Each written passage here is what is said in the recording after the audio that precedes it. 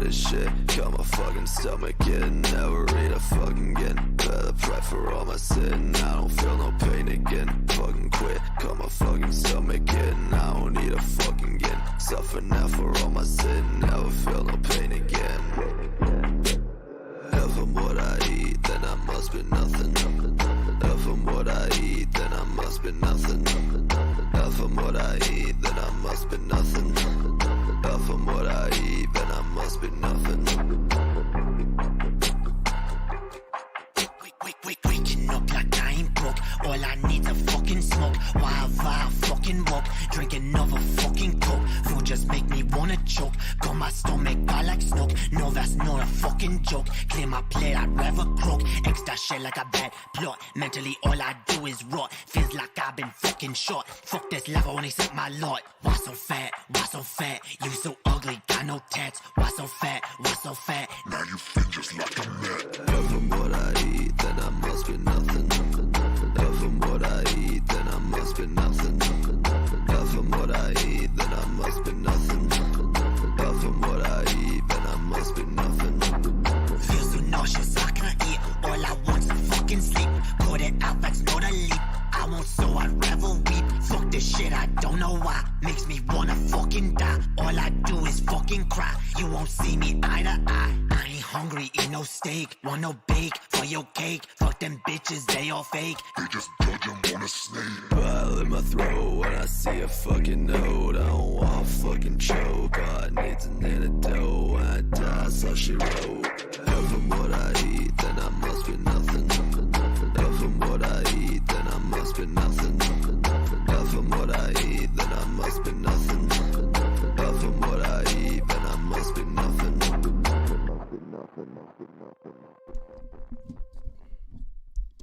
Yo, what up? Welcome, everybody. Welcome to the goddamn show. Fuck yeah.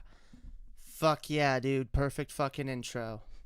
Hells to the fuck yeah. How's everyone doing tonight? I hope you're all... Goddamn. Hope you're all doing fucking fantastic. Wonderful. Amazing. Gucci. Hells yeah. Fuck yeah. Yo, I've been by the way, I've been told that apparently because of the way that I rap, I in fact can't be a girl. So I guess I gotta just talk like this from now on. Right, I'm Jae Darké. How's it going, everyone? I'm Lord Darké. I'm a fucking edgelord demon rapper. I love these people that go around like I don't know, dude. First of all, I love these people that think that like gender is supposed to be done a certain way. Like that's kind of silly in and of itself. Like where's your rule book, motherfucker? Like where's this book that says this is in fact how men act and this is how women act and this is how men talk, this is how women talk? And but okay, whatever. People have preconceived notions, but what I find even more hilarious is these people that like feel the need to go around like pushing their preconceived notions on other people. And like it's pretty fucking sad. Like imagine going to someone and being like, you know, I define you by the way you know, you don't meet my definition of this, so I'm going to define you as this. Like, okay. Y'all have fun with that. But it was kind of funny. I had someone comment and this isn't even the first time I've heard this. I've in fact, it was something I even like thought about when I came out. I was like, can I keep rapping like this? Does I even there's a reason why I don't want to re-record shit that I already have recorded, and I just kind of want to release some stuff that I have made already, because I don't really like rapping in that voice anymore. Although I still will, because I think it has artistic value and it's something that I like worked on. Like I like what's the term? I cultivated that rap voice. And I think it's dope. I think it's fucking dope, yo. What? The chat's not letting you... Okay. I just got word that there is something up with the chat. Apparently y'all are trying to talk to me and YouTube won't let you? That does seem weird. This show doesn't work as well if there's no chat. Everyone try spamming something in the chat. I'll see if I can fix this. Well, is it... Wait. I don't have any, like... I'm not banned from anything. I'm not in any trouble. God damn. Let me see. Community settings. Community settings. My chats are not disabled.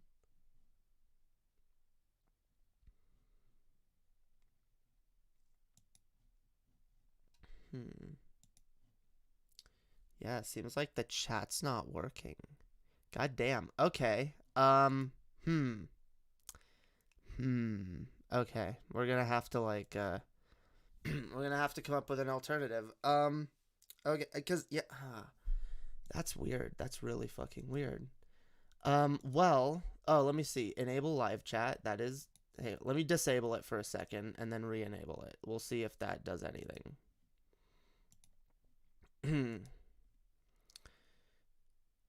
There we go. Enable chat. All right, let's try. Let's try. Chat. Chat. Can I chat in my chat?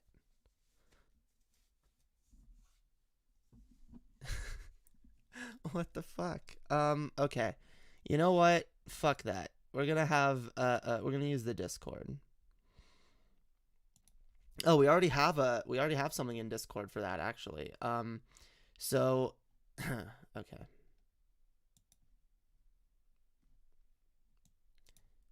Here we go.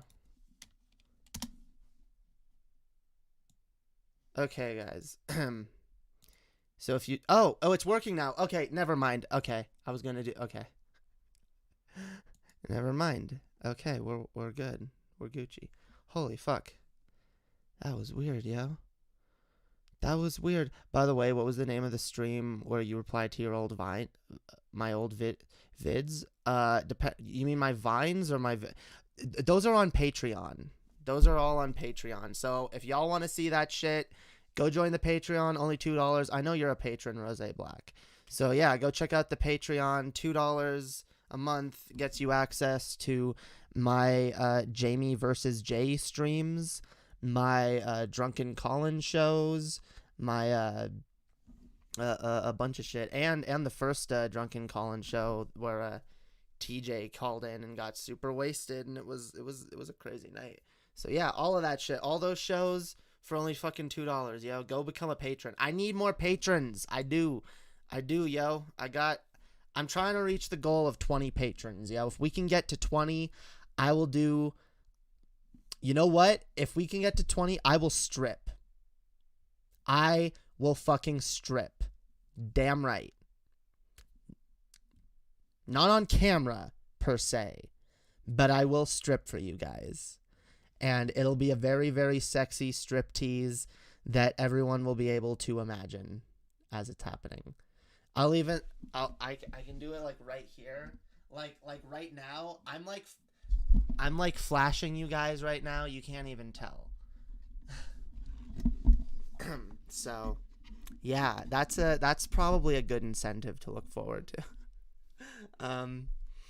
No, I do have an actual goal for Patreon. Jay's stripper name, Darké Crystal. Yeah, dude. Yeah, I know they're on Patreon, but I don't know which one to click on. The ones that say Jamie versus Jay. You can also find them in the Discord. I have an archive thingy in the Discord. If you scroll down to Patron Lounge, you should be able to get in there. And yeah, it's patron show number 5. There we go. Jamie versus Jay, patron call-in show number 5. And then there's Jamie versus Jay part 2, roasting more of my old content. Both good streams. I highly recommend becoming a patron so you can watch them. Okay. Enough shilling. And I wasn't shilling on purpose, okay? I only shilled because Rose Black brought it up. Okay? Stop calling me a scammer.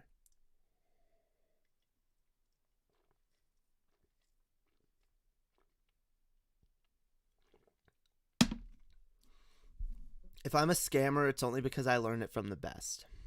I learned how to be a scammer from TJ. He scammer pilled me. He turned me into a filthy, filthy scammer. Okay. Anyway. As I was saying. So yeah, this was actually kind of funny. Some dipshit. Okay, so I got into a dumb argument on Twitter with Tim Pool. Well, not Tim Pool, but Tim Pool's fans. Okay.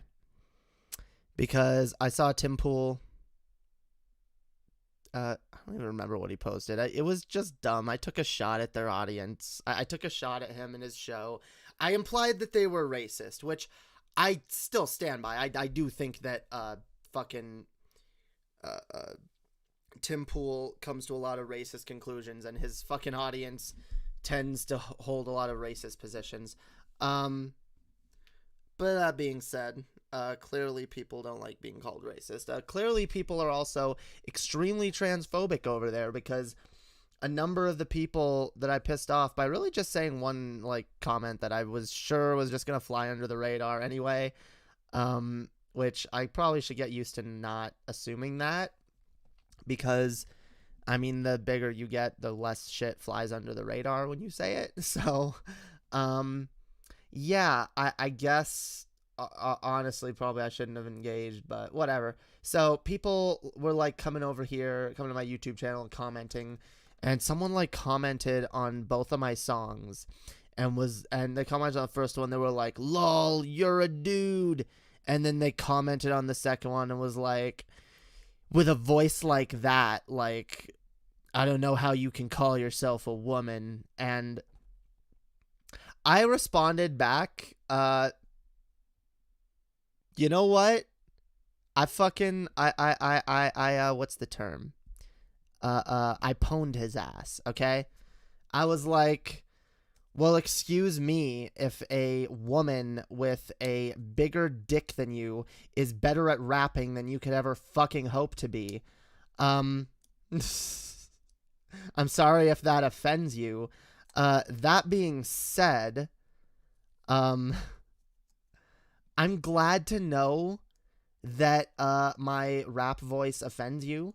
Honestly, you're the first person to have ever brought this up to me, and I didn't even fucking think of it before. So, yeah, you're right. From now on, I'll just sing like Taylor Swift, so I don't offend fucking transphobic dipshits like you. I don't remember what else I said. I wish I screenshotted it, but almost immediately after I fucking within 5 minutes of me fucking sending that reply, the original message was deleted. So I feel like the person knew they got pwned so hard that they fucking deleted their original message. Okay, good for you. People are really fucking cringy though. I will say. I almost kind of forgot for a minute that the internet is still full of communities that are extremely transphobic, and if you do anything to annoy these people in the slightest, it's gloves off, total fucking bigoted behavior. I got a number of just replies to that message just being like, you're a man, you're ugly, and I'm just like, okay. I guess I'm glad that I'm strong enough to handle that shit, and it doesn't. I mean, I'll be honest, the more I hear shit like that, it gets to me on a very base level where I'm just kind of like, God fucking damn, people are toxic. People are fucking horrible. But I don't believe any of the shit they're saying. I know it's all bullshit. I know it's all rooted in subjective fucking garbage points of view. So at the end of the day, it doesn't really bother me. But I think of like other trans people on Twitter, and I just hope that they're more careful than I am, because every once in a while I like to incite a bit of arguing with people that I disagree with, and you know, it's just something I've always done on YouTube or online without really thinking. But now that I'm trans, people have like this new way to just dismiss me, right? They can just like dismiss something that I say off the bat and just be like, fucking fucking tranny said that, fucking worthless piece of shit. You're mentally ill, you know? Like, and yeah, it makes me sad because like there's other people on there that can't handle that shit, and I almost wonder if like some of these people, the way they act, like I almost wonder if they're just online, just like every time they see a tranny that's like, they're like, ooh, ooh, ooh, let's make it slit its wrists. Yeah, let's make it feel like shit about itself. Let's fucking attack it and fucking strip away its self-esteem and make it feel like garbage. Let's make it slit its fucking wrists. The fucking, yeah, because that's how they think. They don't view us in terms as people. They view us in terms of it. We are it, which is kind of fucking kind of fucking sad.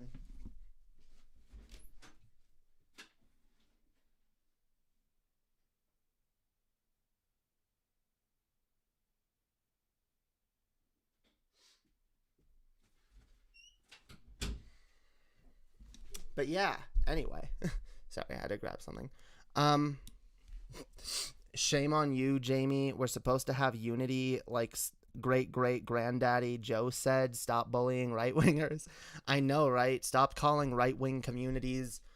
Stop calling racist right-wing communities out for what they are. I mean, we need to be we need to be nice to fucking fascists.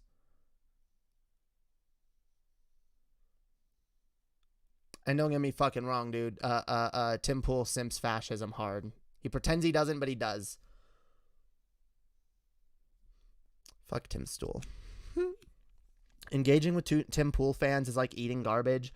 I mean, you can, but why would you want to? Yeah, very true. Anyway, her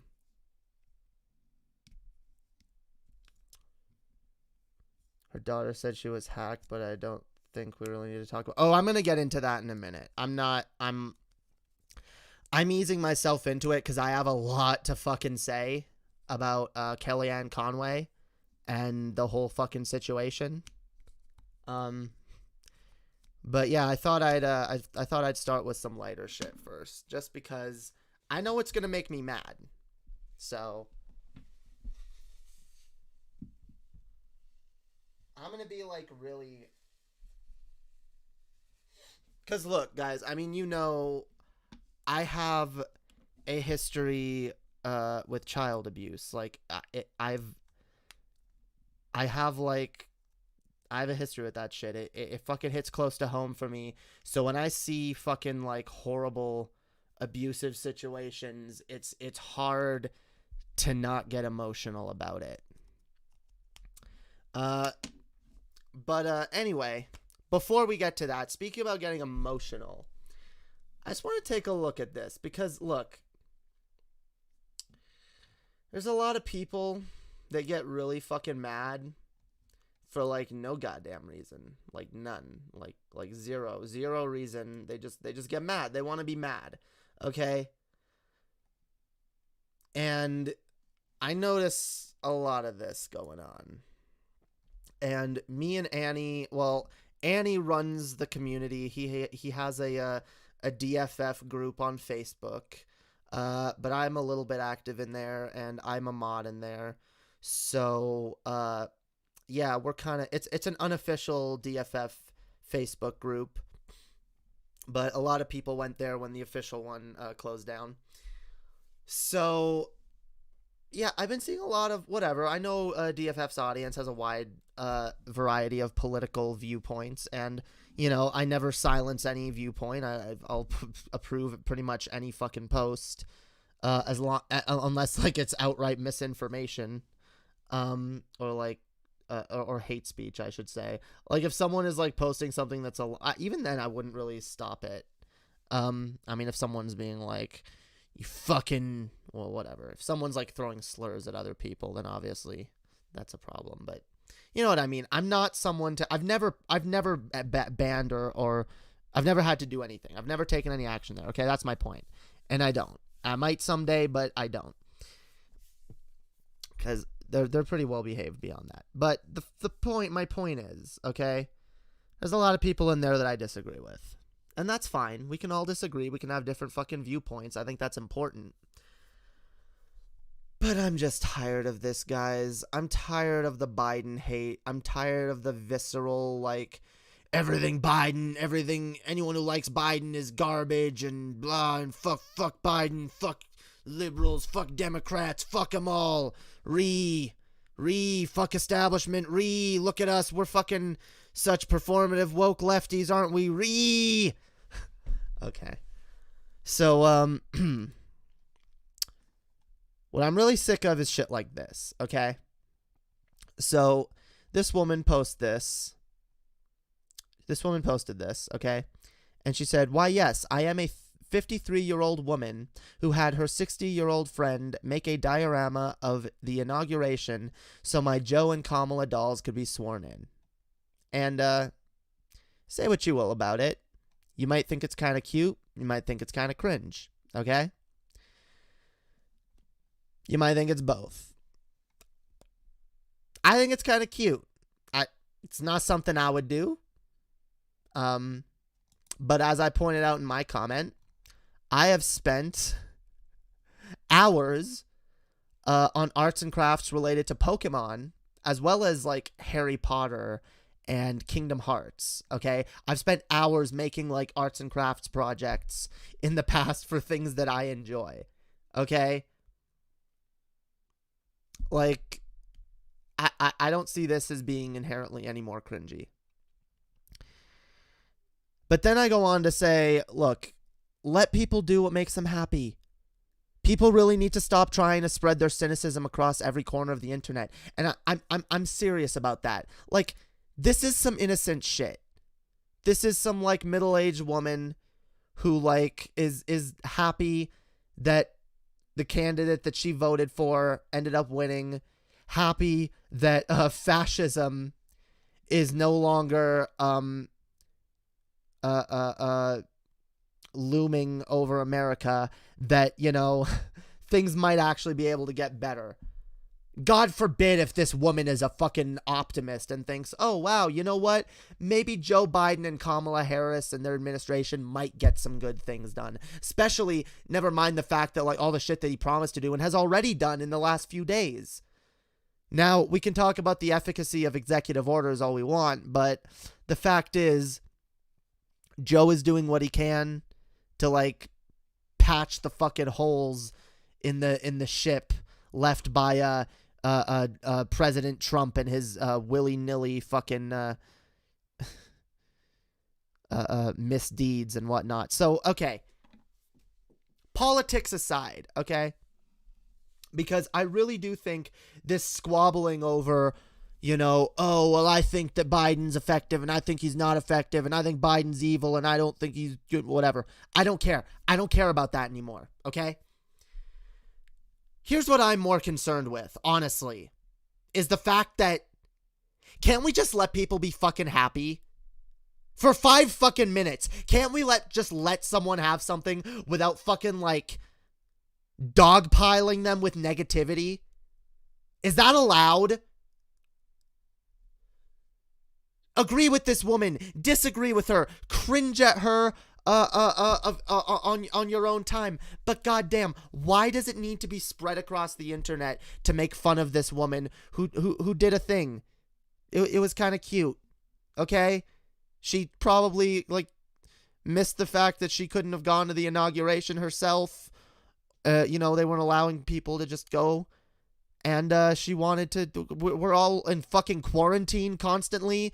Fucking 2020 has sucked the life out of so many of us. And this fucking political doomer cult, which, yes, is what I'm still calling you people, is intent on going around the internet and snuffing out any bit of fucking positivity that there is. Anything that anyone does to put themselves in a better mood, in a better headspace, any bit of optimism that someone tries to fucking have.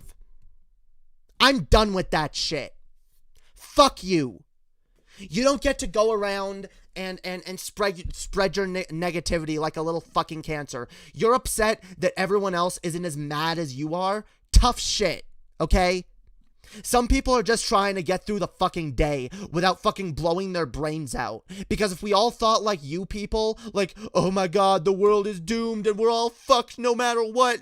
Even if Joe Biden does some good things, he's probably going to do more bad things. And at the end of the day, we're all fucked. I don't care. Not everyone is cut out for political advocacy. Not everyone is cut out for being super deeply entrenched in this shit. The proof is in the goddamn pudding, by the way. The proof is in how a lot of you motherfucking lefties act. Okay?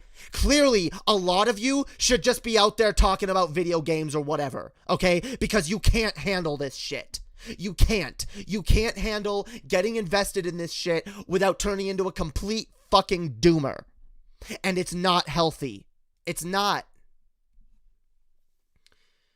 So if you want to be a fucking doomer, fine. Go quarantine yourselves to the likes of Jimmy Dore's audience, okay? I swear to fucking God. You're not needed in the fucking main public square. Because all you people do is advocate for performative bullshit.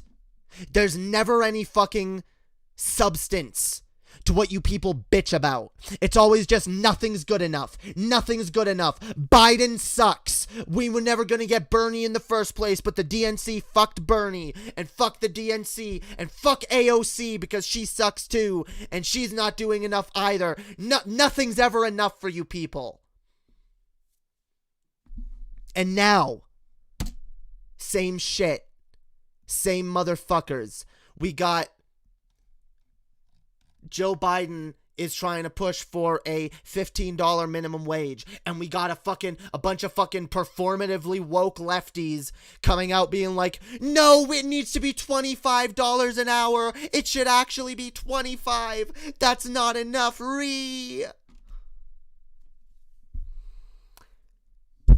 This is why we can't make any progress as the left, guys. Because we can't be satisfied when we've won something, and we can't agree on a next step forward.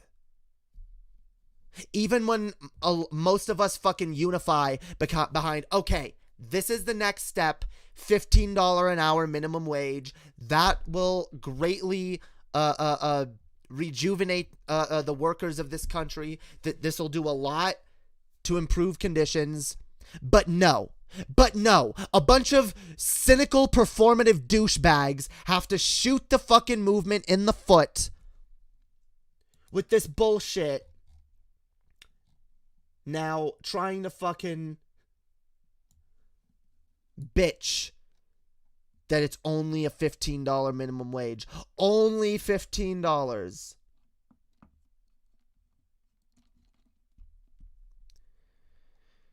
TJ makes a good point here. This is going to be a fight. Business groups prepare for lobbying push against $15 minimum wage. This is not going to be easy. There are going to be a lot of dishonest actors, a lot of bad faith motherfuckers. Bad faith, kind of ironic. I'll get to that in a second. Bad faith motherfuckers putting bad faith arguments out into the fucking zeitgeist to try and destroy this from ever happening. And yeah, now we got bad faith, dishonest, motherfucking, performatively woke dipshits like Brianna Joy Gray bitching that this is not good enough. Of course, it's not good enough, guys. It should have been $25 an hour. It should have been $25 an hour. That's not enough due to inflation. Okay. Inflation. I get it. $15 an hour is probably not enough to live off of. I get it. But guys, there's already fucking, again, business groups lobbying to stop the $15 minimum wage, which there's probably already people in the Democratic Party. I know you don't like it, but they exist. There are people in the Democratic Party who probably don't want this to happen either. So why are you gonna make it fucking harder? Why are we gonna fucking push for $25 an hour when it's less likely to happen, and when, honestly, incrementally building it, going to 15, then maybe to 20, and then to 25 is gonna be a way less jolting transition. Here's another thing that, like, I think a lot of fucking, not just lefties, a lot of people in general just don't fucking get this. So I'm going to say it slowly for you guys. It takes time for policy to be implemented. And a lot of the time, the more sweeping the policy, the more there is involved with transitioning from one policy to the next. So if we implement a $15 minimum wage, that in and of itself is going to take some time to get the kinks worked out of it. If we jump from 15, in a lot of cases, the federal minimum wage is, I think, like $7, okay? There are some places that get away with paying people less than that. If we jump from $7 to $25, what do you, like, you really think that's gonna go well? Really? Like, we're just gonna magically, like, all these companies are gonna magically just be okay with, like, pulling this extra money out of their asses? I know they have it, but there's a lot of, they're already gonna be making changes to get to 15, and look, is there fucking income disparity? Is there fucking money laundering and all kinds of, not laundering, embezzlement and all kinds of fucking dishonest bullshit that goes on with these fucking companies? Oh yeah. Like 100%. But that's not going to change overnight either. And just telling these companies you have to pay your employees more isn't going to fucking, like, most of them would rather just fucking cut their losses, take their fucking wealth, and just go out of business. Because a lot of them have a lot of fucking CEOs of these companies have money fucking stashed away overseas anyway. Their money's not here. They're going to they'll file bankruptcy before they dip into their own personal funds to pay their employees. So, no, I do think, while I don't like the companies and what they're doing, okay, I still don't think that jumping to that extreme is a very good idea, okay? We should incrementally increase it. It should get to $25 an hour. Should maybe even get higher than that. Maybe we should talk about having different minimum wages, honestly. In Canada, I don't know about here, but in Canada, there is a different minimum wage for people under 18. Or I think it's under 9. Maybe it's under 19. I don't know. I think in Ontario it's under 9. I don't know. There's an age where the minimum wage increases, okay? And there's the fucking argument of like, oh, well, a lot of these jobs are done by kids. I think that's still a bullshit argument. But if there's such a concern, we can be like, okay, let's have like a minimum wage that's like maybe $1 or $2 less for people who are a little bit younger, who might just be doing their first job. But even still, I do think young people should be able to provide for themselves too. For all you know, that there's some fucking like, I know for a fact there's definitely fucking people under the age of 18 who are currently having to fucking like support themselves completely financially, or having to support their families, their parents, their fucking siblings. Like, just give everyone a fair fucking wage. We could talk about having a different minimum wage between cities and rural areas. We could be like, okay, so if you're in a rural, I can't say that word, a rural area, and you have, like, you can get by with a lower minimum wage, because that tends to work. Everything's a lot cheaper there.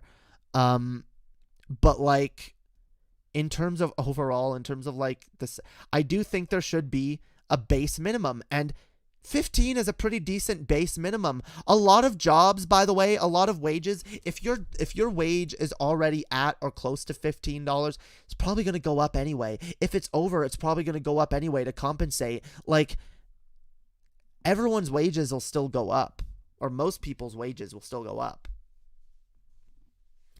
I don't understand why I see a lot of left people arguing for a set amount instead of just tying the minimum wage to inflation. Like, there has to be percentage amount it can be increased by each year without fucking up the economy, right? Yeah, that's the thing. If we just fucking took that giant leap, first of all, it wouldn't happen. Like, good luck getting it done. The Republicans will fight hard against it. Again, some Democrats will fight hard against it, and it just probably won't end up happening. People will fucking lobby against it way fucking harder. But like a $15 like baseline minimum wage, because honestly, I think $15 should be the baseline even in rural communities, and then we can talk about, once we have that baseline $15 minimum wage, then we talk about increasing it in certain cities, because that's what needs to happen. There needs to be like progressive leaders in certain cities that propose like, oh, well, let's have the city or the state minimum wage increase to this, and that can fucking happen. It's and it's what we should fucking advocate for. I don't know what you're talking about fucking QAnon. That has nothing to do with what I'm talking about. That's a complete fucking non sequitur. That distracted me. Okay. Anyway, yeah. Most people agreed with me. TJ even retweeted it. Fuck yeah. Because you know what? It's based. It's based. It's true. We don't need to make this harder to get. $25 an hour or bust. Oh my god. Because it will be bust. Just so you guys know, like, that's not gonna happen. It's not. Maybe some, like, here's the thing too. Like, it's not impossible to get a city to go to a $25 minimum wage. I think maybe 20 would probably be more likely. But I mean, we can talk about this on a local level. I think having a baseline federal minimum wage is a step in the right direction. Okay, and it'll help a lot of fucking people. Like, I love how we always ignore, and I think I'm starting to figure out what this is, when people get really mad about this shit not being good enough. I almost wonder if it's just because, like, a lot of these people are like middle class, middle class people that are doing okay. They're not doing great, but they're doing okay. And for them, when it's a policy that could only help, that seems like it'll only help, like, because a lot of people, I bet you're more likely to be against this if your wage is over $15 an hour. I'm willing to bet that. I'd love to see someone do some polls on that and like do some statistics, because I'll be honest, I really do get the sense of like a callousness towards the positive effect this will actually have on a lot of fucking people. A lot of communities where people don't have a college education, so they can't get a better job. They have to just go for the minimum wage jobs. That'll fucking help those communities a ton. Think of all like the fucking like poor neighborhoods, the poor, you know, black, Hispanic, whatever communities where like even fucking trailer parks, you know, whatever. Where there's all kinds of everyone. Yeah, dude. Poor kids are just as smart as white kids. Okay. Yeah, I'm not trying to do a Biden. Okay. Y'all know what I mean. There's a lot of fucking neighborhoods where a lot of the people that live there, you know, have to fucking just get a fucking shitty minimum wage job at McDonald's or Wendy's. McDonald's alone, one of the biggest fucking employers in this entire fucking country, does not even pay its employees $15 an hour. It can absolutely afford to do that. See, this is why we're fighting for this baseline. Because there are companies that aren't even meeting that standard, that could be doing more, but they're not even reaching that. So let's make that the baseline. Let's say, nope, it goes right there. It goes, you do not dip below this level. See this line? We're putting it right fucking here. You can go as close to the line as you want, but you do not dip below that line.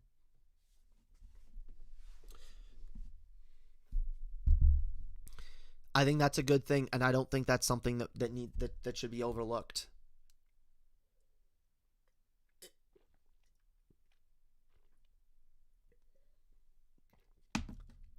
A lot of fucking poor and underprivileged communities will benefit from this, but that's the thing. And by the way, everyone benefits from this, okay? Like I said, even if your wage is above $15 an hour, if you work at a place where there are other employees that are being paid less than $15 an hour, their wages will be increased.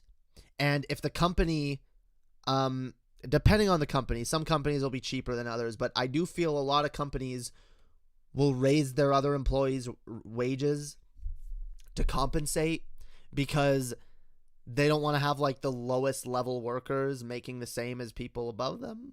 So, hey, it might benefit all of us. Who knows? The fact is, though, this is going to benefit a lot of fucking people. And no one should be shitting on that. No one should be acting like this isn't a fight worth fighting. It absolutely fucking is. Because no one should be making less than $15 an hour. Ever. Ever. I think our time is worth more than that. And yeah, I'd like it to be worth even more. I'd like it to be worth $25 an hour. Hopefully someday we'll get to that.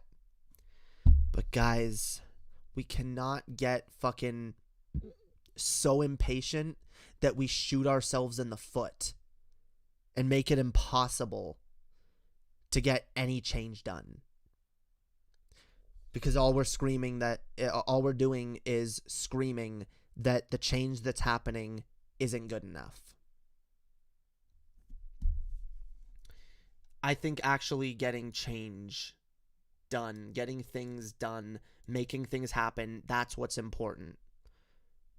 Not like driving your point past home, not getting everything you think you deserve. I'm sorry, political efficacy is political advocacy. This fucking fight is going to take a long time. It's going to take a lot of effort and a lot of work. And if you're not cut out for that, like I said, cool. Go dislike it. I'm honestly like, don't advocate. Sorry. What I meant to say was, yeah, you don't want to fight? Don't. You don't like the fact that we have to fight hard to get anything done? Don't. You can go live your life. You can go grill, okay? The rest of us will be here fighting this fight. You don't, if it's too much for you, please disengage. It's sure as hell better than having people who are so emotional and so distraught at the state of the political system that they have no idea how to approach it effectively. Because that doesn't fucking help. It doesn't help us. It doesn't help you as a person. Like, I'm seriously, like, if it would make your life a million times better, just go grill, go play video games, go do whatever, okay? Like, do that. You do not you need to be putting yourself first. This is the thing a lot of people forget. And I forgot this for a while too. You need to put yourself first. If you're not taking care of yourself, you can't do shit. You can't do shit.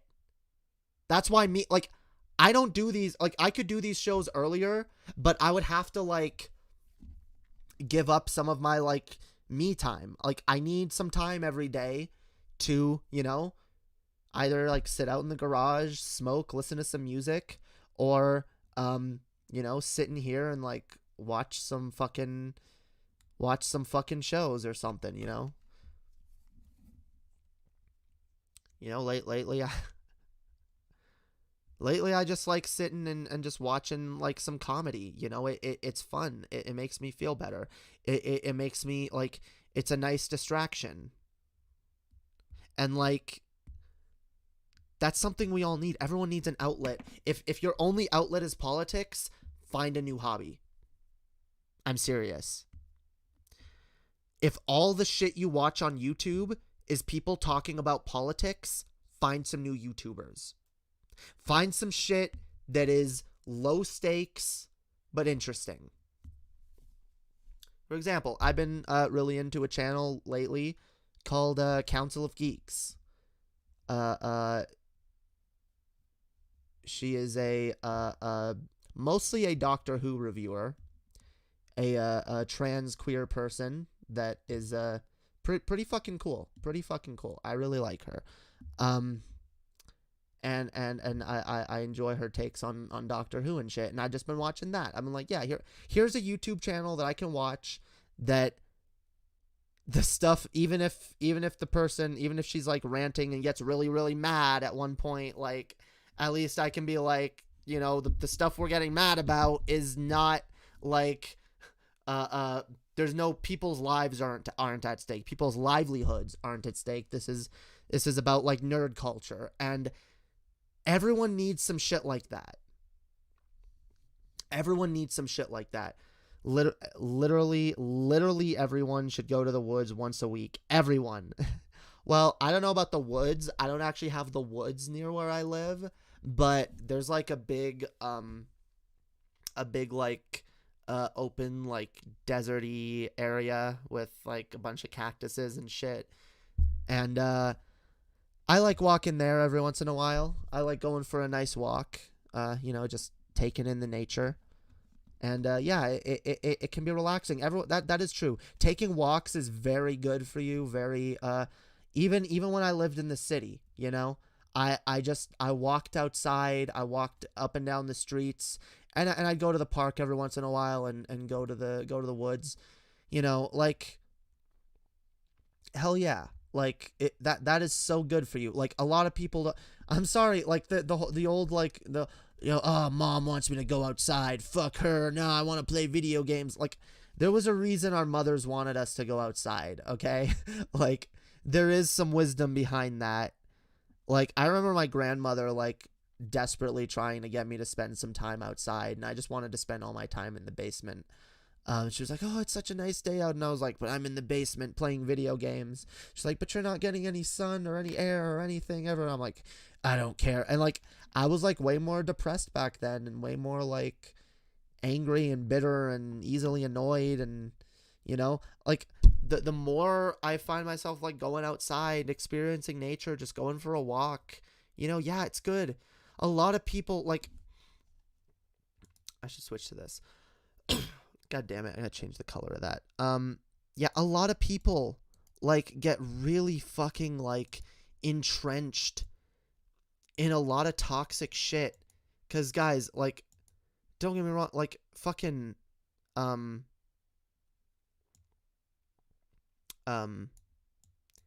yeah, like politics is fucking horrible. It's toxic. It's fucking it's frustrating. It makes you feel hopeless. It makes you feel like shit. It makes you feel like you have no control whatsoever. It sucks. So don't let it be the only thing you're focusing on, because it will kill you. Maybe not literally, but it'll kill your fucking will to do anything fucking effective. Because when we get too emotional about shit, we don't see the right answers. You know, I used to get really mad when I was younger, like really mad, and I was really young and like not I didn't know how to like direct my anger. I didn't know where to direct it. And so when I would get really angry at my parents, I would be like, you know, there should be a law where, like, if a parent abuses a child, the child should have the right to beat their parents to death or some shit. I was like, I was an edgy little teen being like, yeah, dude, I think it should be legal. I think a kid should have the right to kill their parents anytime they want.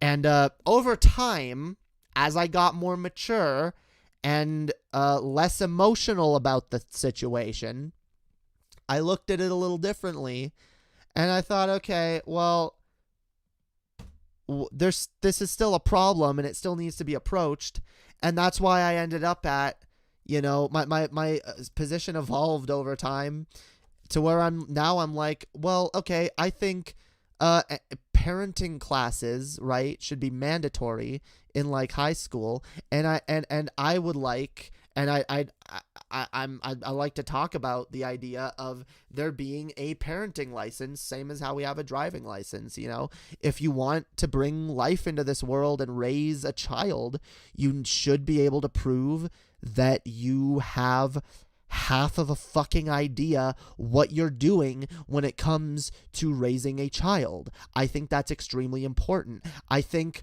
like, children going through fucking like abusive situations is one of the saddest things, and I do think we could prevent it in a lot of ways. And I think, like, honestly, like, it's also one of the biggest problems because it leads to like unproductive adults. It leads to adults with mental illness and serious fucking issues, like, and I guess that'll lead into a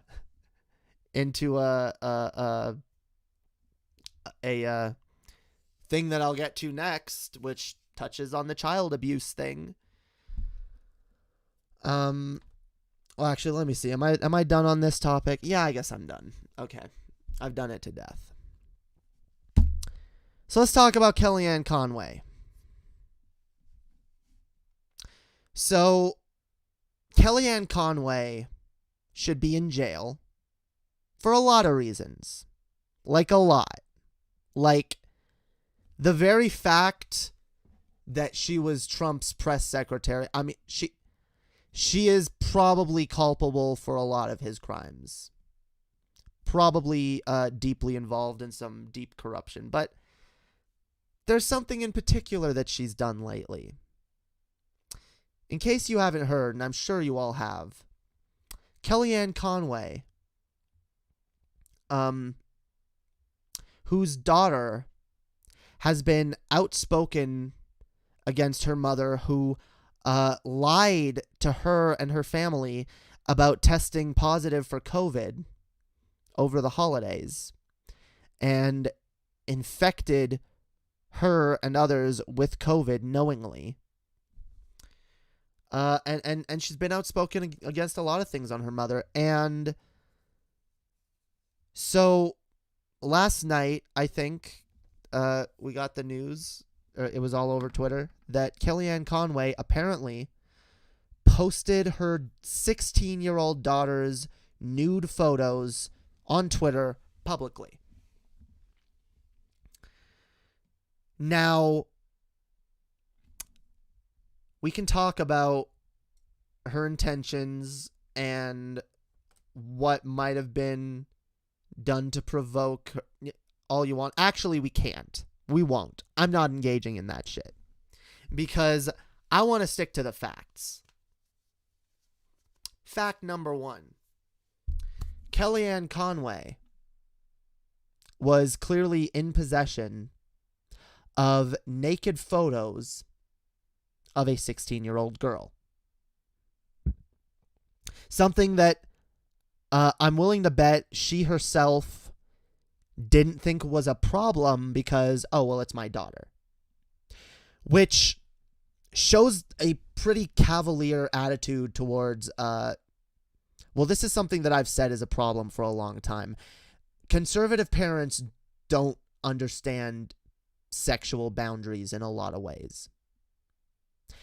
And this kind of thing further proves what I'm talking about. Because, according to, I'm going to forget her name. Her daughter, whose name is Claudia Conway, her mother had a history of taking pictures of her nude photos of herself on her phone and keeping them on her own phone. Why does she have that photo? Why does she keep them? I know Vosh speculated blackmail, which is probably the most likely.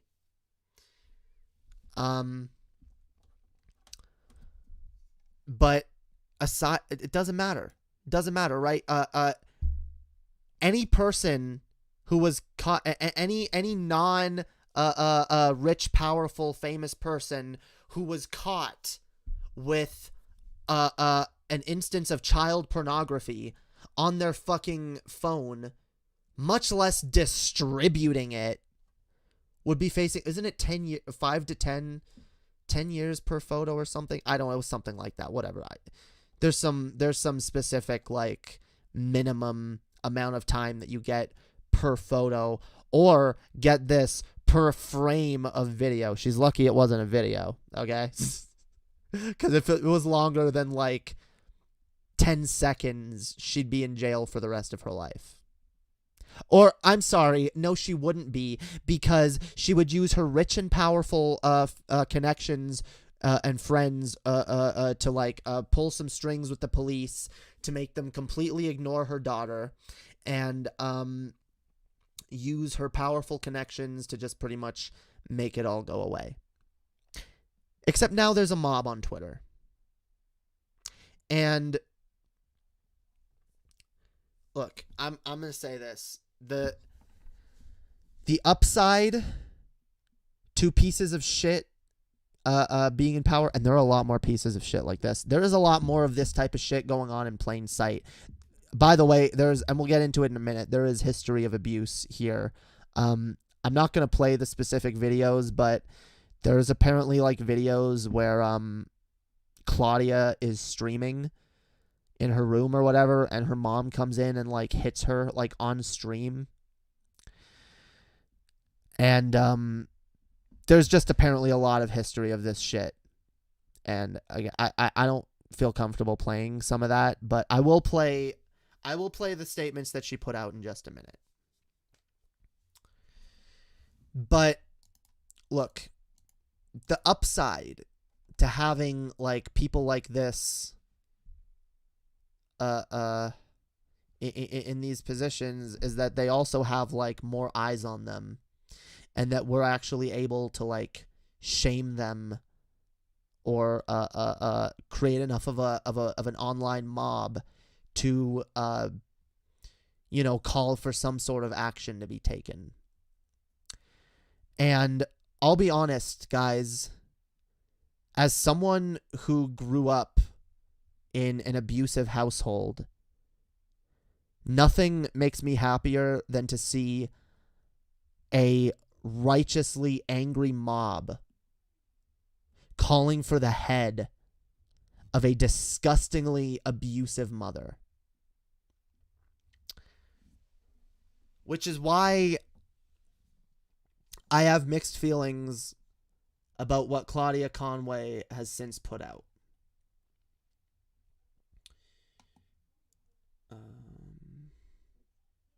No, that's actually the new. Where they? I guess we'll just go to her TikTok.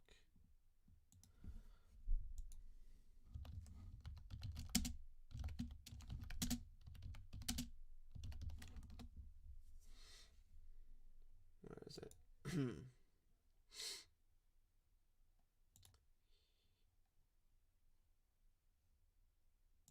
I don't. Okay. So let's take a look at this.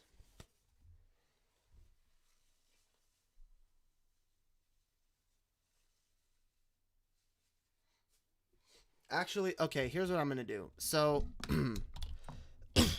from what I understand, she has since deleted the first videos that she put up of this.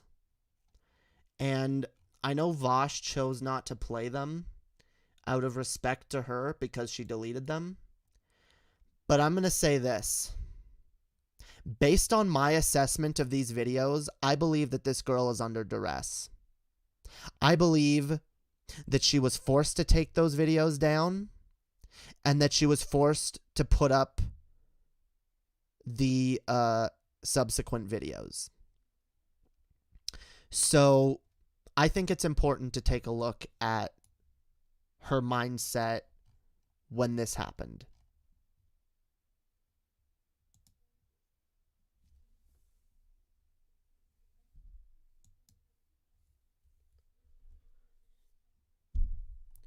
I guess happened. That's real, and so here's what I guess happened. The pictures from months ago, and I'm assuming that when my mom took my phone,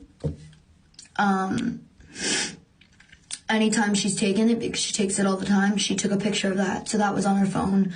And I guess she accidentally posted it, or somebody hacked her, but nobody would ever have any photo like that, ever.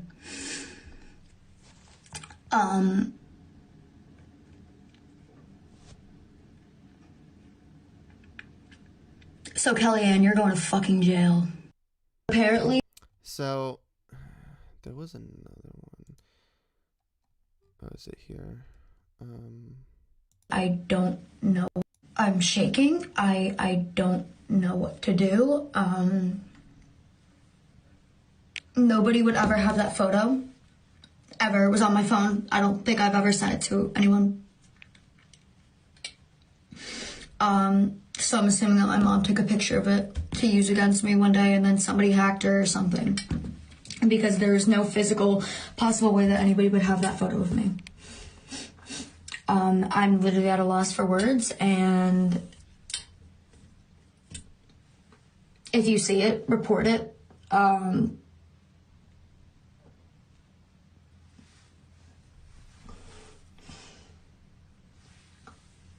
My mom deserves to go to jail. That's unreal. She's the only person that has it. Just talked to my ex. She was like, that's insane. I'm shaking. So, yeah, from how it sounds and how other people have said, it sounds like her mother had a history of doing this type of shit. Of like taking pictures of her nude pictures on her phone and saving them for blackmail or whatever. And it does look like blackmail, like if she did that, like. But yeah, so the fact that she fucking has that, if her mother was willing to fire that off in public, who knows what else she has to threaten her child with. Oh yeah, like, that's the fucking thing. I do think that this child is in danger. And I do view her as a child. She is 16. She is not an adult. And she is completely at the mercy of her fucking abusive parents right now. And again, I'm not going to play them, but there's history of abuse on her streams. Apparently she's talked about it before. She's come out and talked about it. My problem is that for a lot of people, it has to come to something like this for a child's cries of abuse to be taken seriously. It has to get to a point of indefensible abuse, usually sexual, because most people just don't care about anything that's not that. I've witnessed situations where kids talked about abuse. They talked about abusive things that had happened to them, and it was ignored. Until finally it came out that, oh, by the way, also, mommy's molesting me or whatever. Daddy touched me in the shower or whatever. Like, whatever. Like, oh, now everyone's outraged. Now everyone's fucking indignant. Why does it have to get to that? Or why does that have to be the threshold? I agree that's fucking disgusting, but it should never even approach that. Why is, like, any kind of abuse okay? And look, I'm of the mind that like, I really do think there needs to be, like, a Me Too movement for abused children, or the Me Too movement needs to expand to include abused children, because there are too many children that feel afraid to speak out, afraid to say what's fucking happened to them, afraid to be honest, to come forward, because their parents have all the fucking power over them. And that's what happens in a society where parents are allowed to rule over their children with no accountability.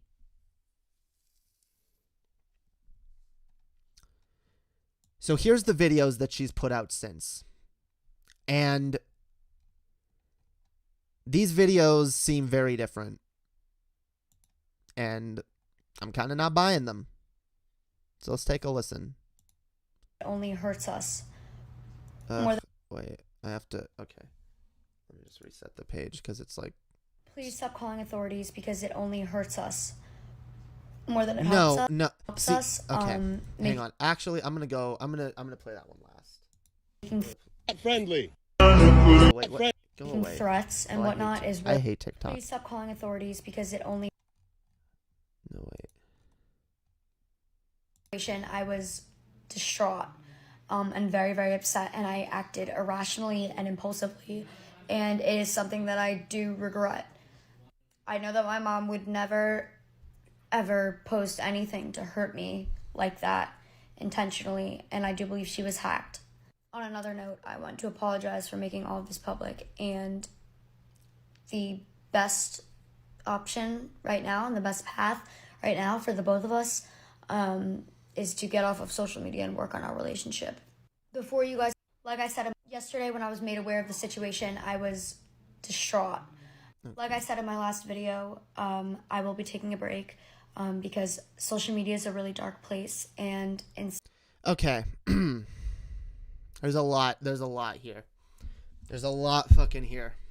So, first of all, she made a post. Hi guys, I just want to... God damn it, I hate TikTok. It's such a garbage site. Okay. She made a still love for you, though. Before that. Oh my god. Oh my god. TikTok. Stop. Holy fuck. Whew. Okay, we're good. We're good. Okay. TikTok is fucking annoying. Okay. So there's a lot here.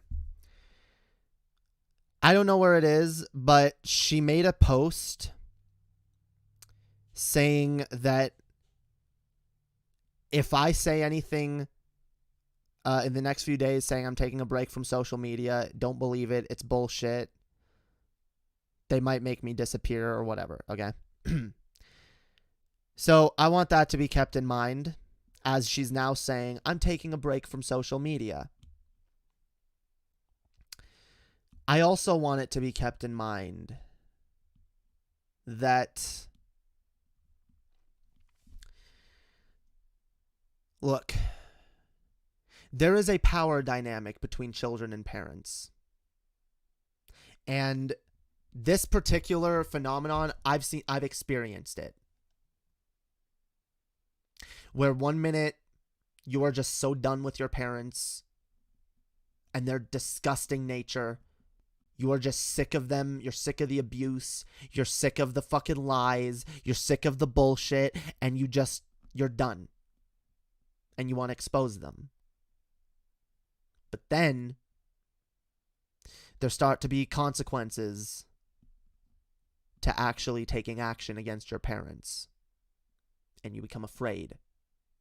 And your parents, more often than not, will exert their power over you in some way. And this strikes me as a programmed child. Someone who is under duress, being forced to say all of these things because she's terrified of the alternative. Her saying, please stop calling authorities about this, reminds me of me and my little sisters being so mad at the people who had called Children's Aid on us, on our parents, and being like, how could they do this? We're gonna be separated because of them. Our parents could get in trouble, and this and that. All this terrible stuff is gonna happen. It's gonna be all our fault, all their fault. Like, the idea that, like, yeah, the idea, like, oh, you know, we're gonna work on our relationship. We're gonna deal with this ourselves. Don't you worry, guys. I don't want to know what's going on behind closed doors in that house. I kind of do because I want it to be exposed, but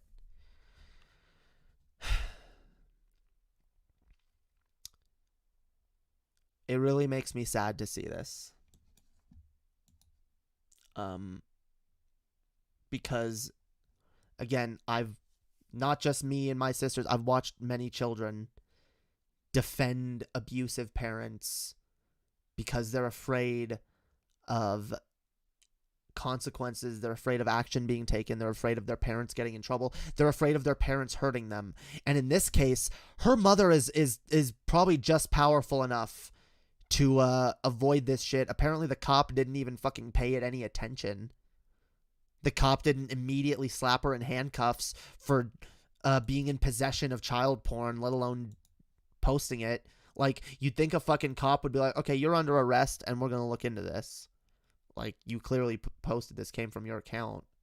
Even if she was hacked, okay, I don't care. She had no excuse to have that photo.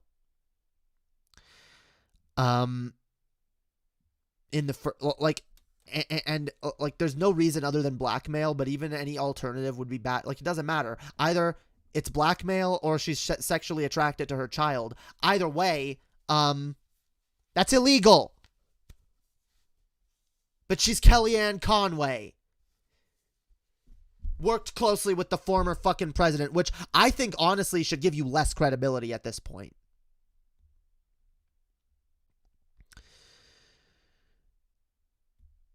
This is just, like, really fucked up.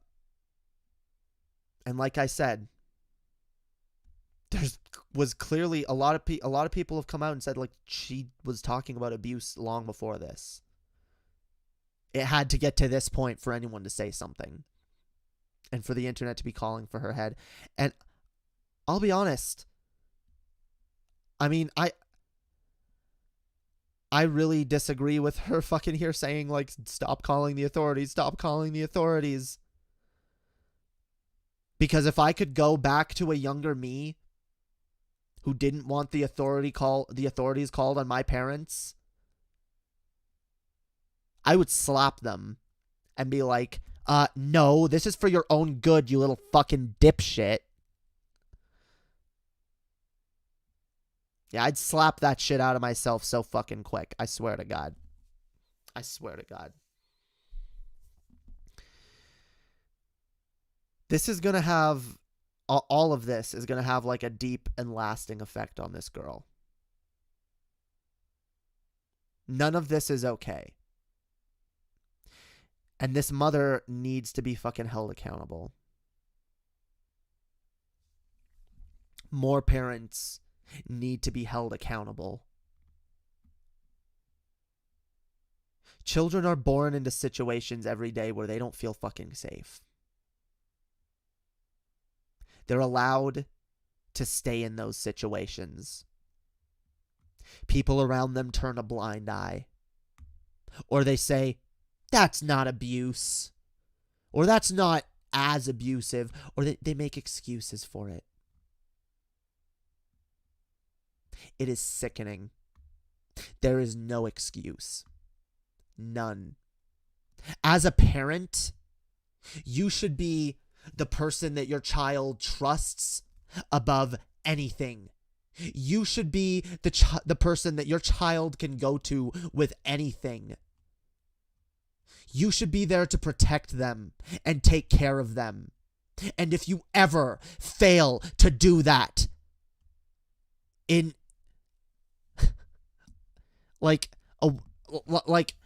this is like beyond the pale. But like, showing that you are not equipped to, and that you consistently fail to protect your children, you should not be a fucking parent.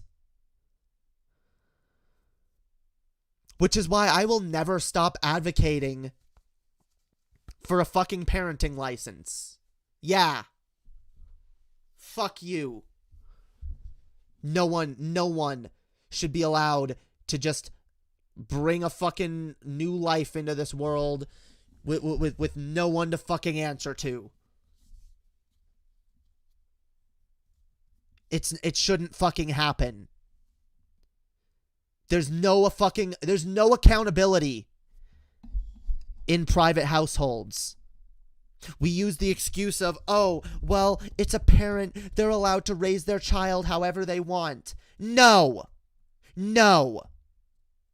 A child is not a pet. It's not your possession.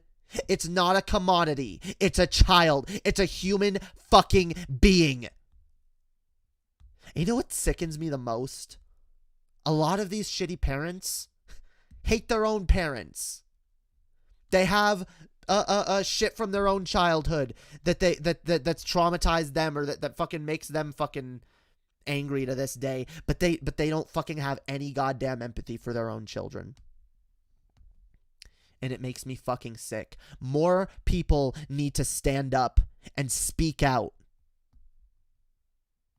And again, I'm not admonishing Claudia Conway here, because I acknowledge she's probably under duress right now and fears for her fucking life. Because her mother is extremely fucking powerful. So is her father.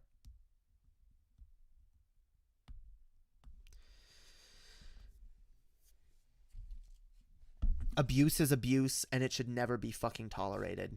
Never.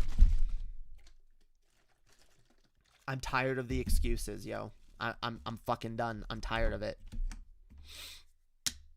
I'm tired of the freedom arguments. I'm tired of it's my kid, I'll raise him how I want. No. There should be a handbook. There should be a rule book, a set of guidelines, a set of regulations that if you break, sorry. And breaking them, by the way, should be a federal offense. No, but instead, injecting or smoking certain substances, that's a fucking criminal offense that could fucking land you the rest of your life in prison. Endangering a fucking child that is dependent on you to be their caregiver, be their fucking confidant, be the person that they look up to the most, that they need to survive in this life. Yeah. That's a pretty egregious fucking offense, and we don't treat it like one. Even parents that have their children taken away from them a lot of the times don't see any fucking criminal charges. Why? I get that it's hard to prove, but if people can be fucking put in prison on rape charges that are also usually pretty fucking hard to prove, then absolutely fucking child abusers should face life in prison.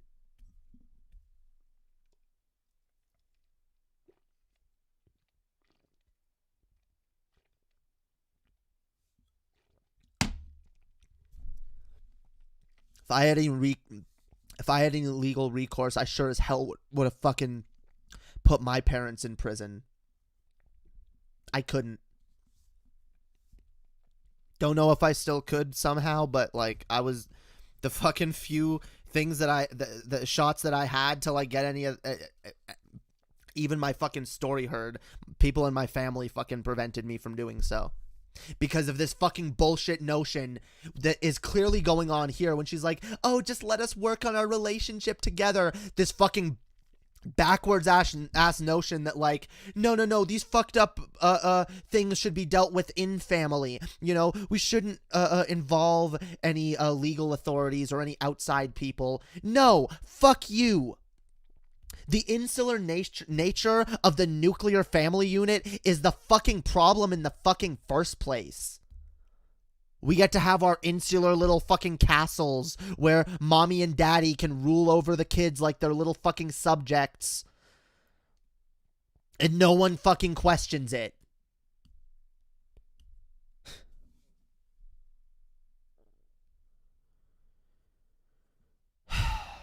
So yeah, that's that shit. Here, I do want to play the last video. Yesterday, when I was made aware of the situation, I was distraught more than it helps us. Making threats and whatnot is really... Please stop calling authorities because it only hurts us more than it helps us. It hurts... Wait, when you say it hurts us, Claudia, do you mean it hurts your family? It hurts you or it hurts your mother? Okay? Because I don't think people calling the authorities hurts you. You shouldn't be there still, by the way. You should not be in that house. See, this is the fucking thing. If we had a system that made any goddamn sense, that girl would not have had to spend the night in that fucking house. And her mother would be in handcuffs overnight. But we don't take this shit seriously. We ignore the child when they're trying to fucking explain their story to the police. And then we listen to them when they go, oh, well, never mind. I actually do. It's not abusive. It's okay. I like it here. Don't worry. Don't, like, and no one can see. Yeah, no one can see the Stockholm Syndrome. No one can see the fucking duress that she's clearly under. This is not normal behavior. And she should be like, right now, like, unfortunately, we don't have the infrastructure set up. But we should have an infrastructure set up for apprehended children. We should be apprehending a shit ton more of them. I know fucking right-wingers like to concern troll about the, or like to go, oh, people keep removing children from their parents. Like, and then they cite cases where a child was removed from their parents because the child was trans and the parents told them, no, you're not. Yeah, that's abuse. Yup. Take the kid away. I'd much rather have a child go through the fucking trauma of losing their parents when they're young and ending up in a halfway decent situation than continuing the fucking abuse. But unfortunately, we have a system that takes kids from one abusive situation and 9 times out of 10 puts them into another abusive situation. So what do we fucking do?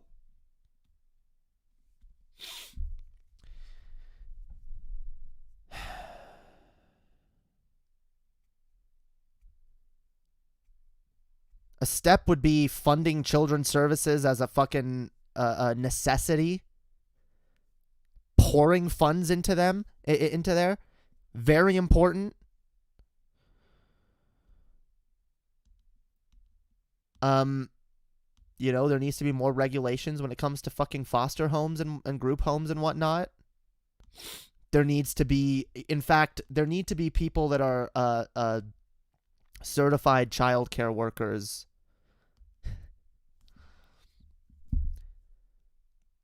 We need a whole bunch of shit. It's really fucking frustrating. because I don't know where to start. I've wanted to advocate for this shit for so fucking long because this issue is so important to me.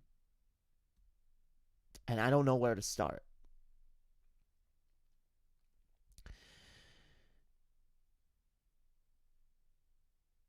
Most children don't know their fucking rights. And in a lot of situations, they don't even have rights. Their parents are allowed to make unilateral decisions that will affect the rest of their fucking life. And it's not okay. It's not okay. I like freedom just as much as the next person.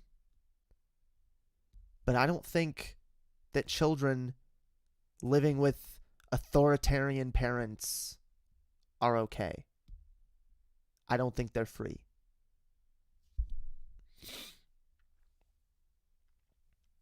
Claudia Conway has had her tongue taken. It's Kellyanne speaking. Oh, 100%. Yeah, a lot of people in her audience is saying shit like, yeah, this doesn't sound like her. This is not like the way she normally talks. She wouldn't use this phrasing. She's not like, it doesn't sound like her. There needs to be more attention paid to stories like this. We can't turn a blind eye. We can't just ignore it because it's uncomfortable. We can't just say, oh, there's nothing we can do. There's always something we can do. And there's always something we should do when a fucking child's life is at stake or a child's well-being is at stake.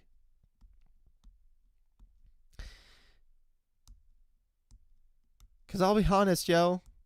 I've made this point before, and I'm sticking to it. Conservatives make lousy fucking parents.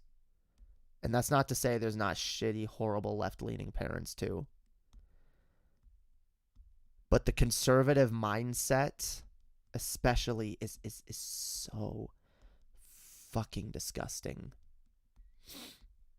Look at the fucking examples these people have for father figures, for parental figures. They look at God. They look at the Old Testament God in the Bible as some kind of like standard of justice. The kind of guy who will punish his followers, who will kill and allow people to be raped and murdered because they didn't obey him. What kind of moral parent do you get when that's your fucking template?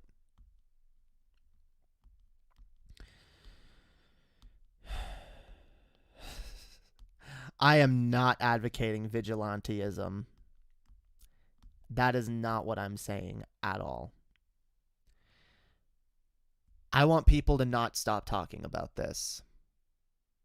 I want people who have watched this girl's videos to compile every single piece of evidence that they can and continue taking it to the authorities. Take it to Child Protective Services. Take it to the news media. Take it to fucking anyone. Because like I said, the advantage to this abuse being situation involving a former high-ranking public official is that there's a lot more eyes on it. This sort of parenting behavior is very normalized in our culture, especially in right-wing conservative religious culture. So the fact is, we need to unnormalize it. We need to call it out. We need to bring shame and vitriol and all the condemnation, all the righteous condemnation that we can onto this sort of thing. Because there are a million fucking children right now in this country and other countries all over the fucking world that are in similar or worse situations that can't fucking speak up, that don't have the entire fucking internet watching them. They don't have the advantage of like, oh, there's live streams of my mother abusing me that people saw and have saved. We need to weaponize that shit against not Claudia. Claudia is a child who is going through a lot right now, and I don't blame her for anything that she's doing. If I were in her position, I would be terrified.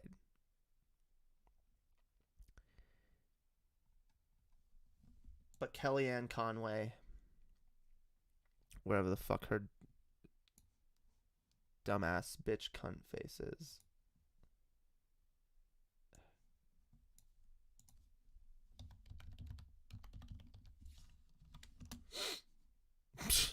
I love how Kellyanne Conway daughter photo is the 4th most search result. I wonder how many people are typing that in hoping to come across the actual photo. Whatever. This cunt, who, by the way, we've always known is a piece of shit. We've always known she is a horrible, horrible reptilian fucking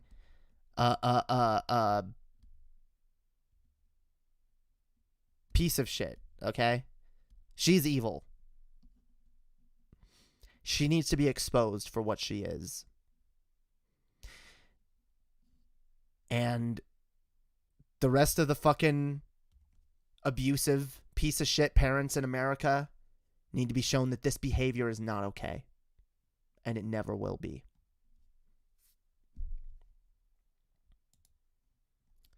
Anyway. That's enough of that. I love you guys, but this is a very depressing topic for me.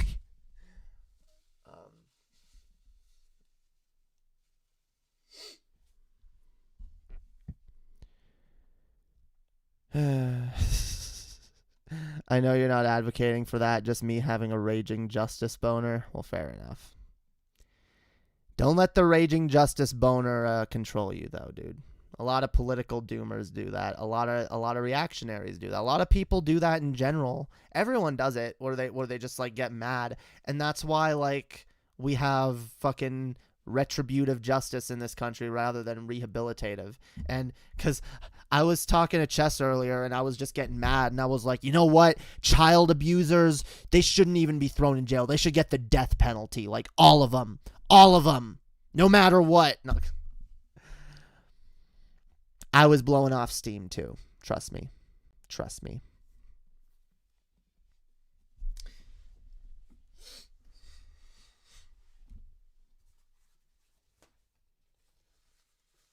But,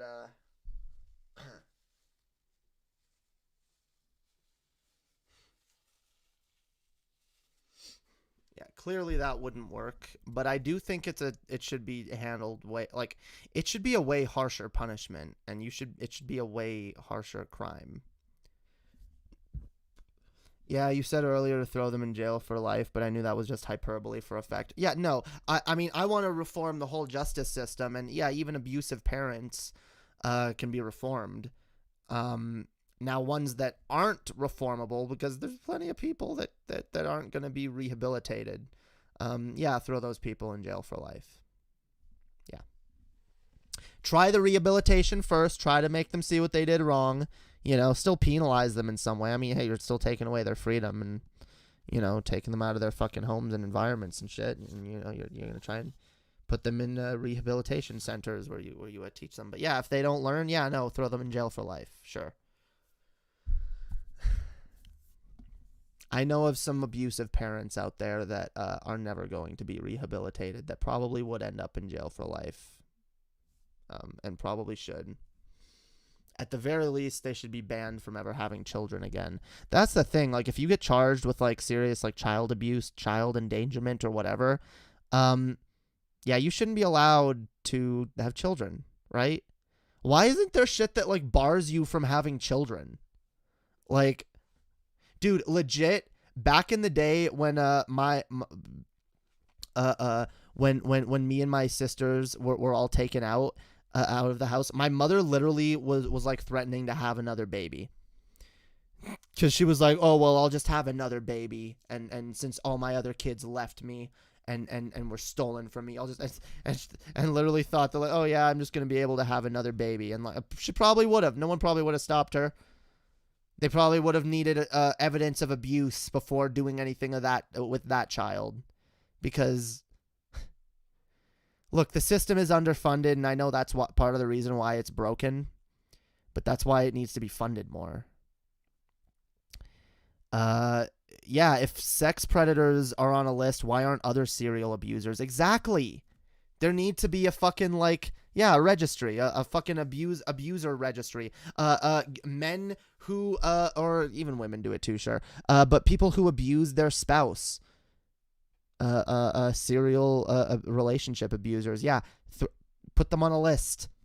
Put them on a list. That way, dude, imagine, guy. Okay, I know I don't have a lot of women in my audience, but ladies, imagine if, well, I guess I have a few. But yeah, ladies, imagine if you were going out with a guy and you weren't quite sure of him. He gave you off some like weird vibes, and you were like, this guy's not an abuser, is he? Here, let me just check the registry real quick. Okay. Okay. Oh shit, he is. Damn, he's looks like he's abused 5 women before me. Damn, wow. Okay, well, whew, glad I dodged that bullet. Fuck him, yeah. Ain't letting him in my house. All right. Good to know. I think that'd be good. That'd be dope, yo. That's what we need. The abuser registry.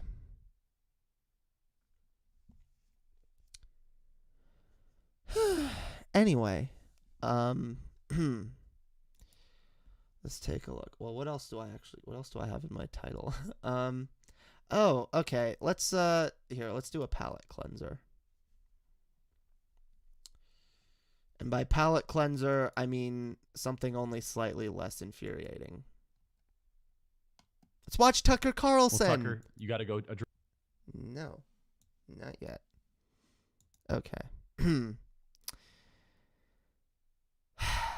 So this is a cringy ass video. I'm just gonna warn you guys right now.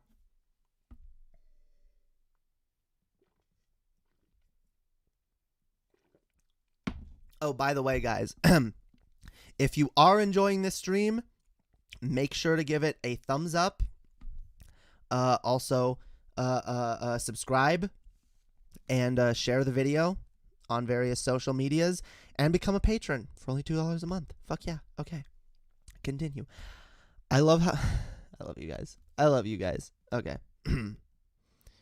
Let's watch Tucker.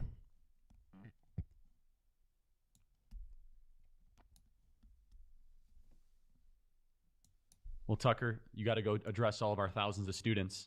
Last piece of advice for young people: get married. Yeah, Think get married small. and have a ton of kids. I mean, get married when you're too young, have more kids than you can afford, take a job you're not qualified. He's saying this unironically, by the way.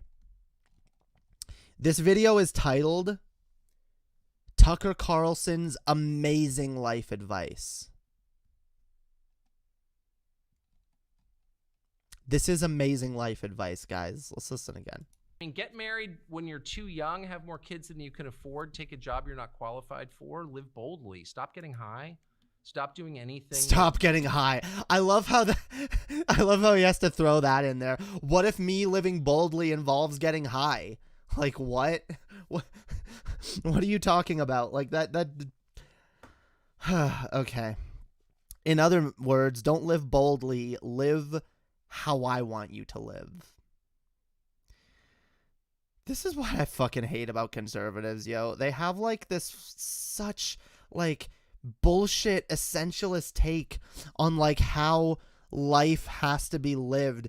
There is a certain path in life and you must follow it. You must get married and have kids and like what do you say? Get married too young, have kids you can't afford, have more kids than you can afford, get a job you're not qualified for. What? I openly advocate for people to not have children right now because our economy can't fucking handle it. Most of us individually can't fucking handle it.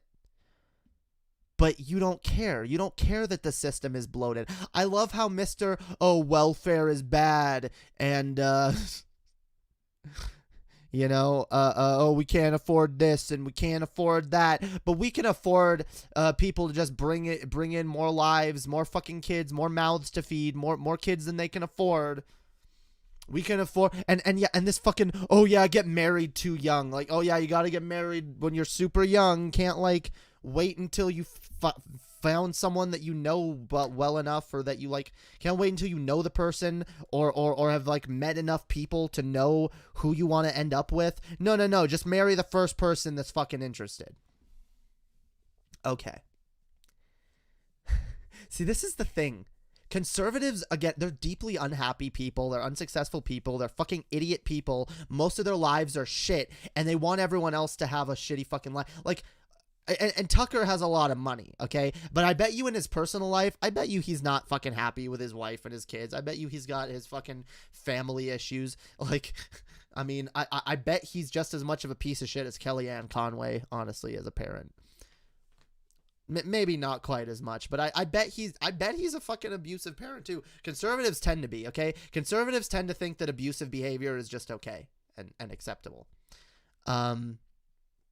Something as simple as, I mean, yeah, something we know like most conservative parents do by default is the fucking transphobia and like pushing their child into gendered boxes and you know, if a child exhibits any interest in being the opposite gender, it's stamped out of them fucking immediately. And then the parents go around pretending like there were no signs. I'm sorry. I'm still salty about a personal thing. Maybe I'll bitch about it in a little bit. But yeah, what the hell, Tucker? What the fuck? Holy shit. Blurs your vision or makes time go faster, you're going to die before you know it. Don't waste a second. That's the sin, is living thoughtlessly. Wait, so you can like not waste your life, but also not make rash decisions that you're not ready for, okay? Like, I love the idea that like you're either wasting your life or you're making all these decisions that could affect you down badly later down the road, but you don't care because you just gotta live your life. No, you should have some level of pragmatism, right? Like, I don't know, that's kind of dumb. That's kind of really dumb. And wasting time, it's the one thing you can't get back. I've wasted a lot of money in my life. Oh my gosh. I don't care. I don't regret any of it. Every room service meal was worth it. Listen to this out of touch fucking rich fuck talk about, I wasted so much money in my life. I don't care. I don't care about the money I wasted. And then he shows like his bougie fucking privilege. Oh, every room service meal was worth it. Yeah, most of us can't fucking afford room service, dipshit.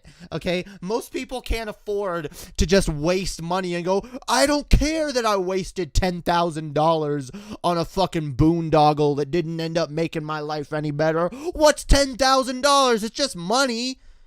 It's just like hours and hours of my life that I spent to work to make an income to provide for myself and my fucking family that's now gone to fucking total fucking waste. But when you're a privileged fucking grifter with ties into fucking big oil and big pharma and all of that shit, you can afford to waste as much money as you fucking want. And you do. And so fuck you. Like, holy shit. It's fine. But any time that I wasted is really bitter for me because it's finite. And so live as fully as... I love how he's trying to sound really smart here. He's trying to sound like this is like really bullshit. Not bullshit. This is really like a base level, like no duh, like logic right here is, yeah, time is precious. Don't waste your time. Yeah, I agree, motherfucker. Don't waste your time. Don't waste your time in some fucking dead-end job working for the system so that you can fucking feed your family that you were pressured into having because someone else told you that that's the only way to fulfill your fucking life. Like, I'm sorry, not everyone is as fucking privileged as you. Not everyone can go fucking, like, take big money from fucking oil companies to spout a bunch of fucking anti-fucking, climate change garbage and oh my god, you're such a fucking... He is so disgusting, yo. Tucker is a really fucking disgusting person.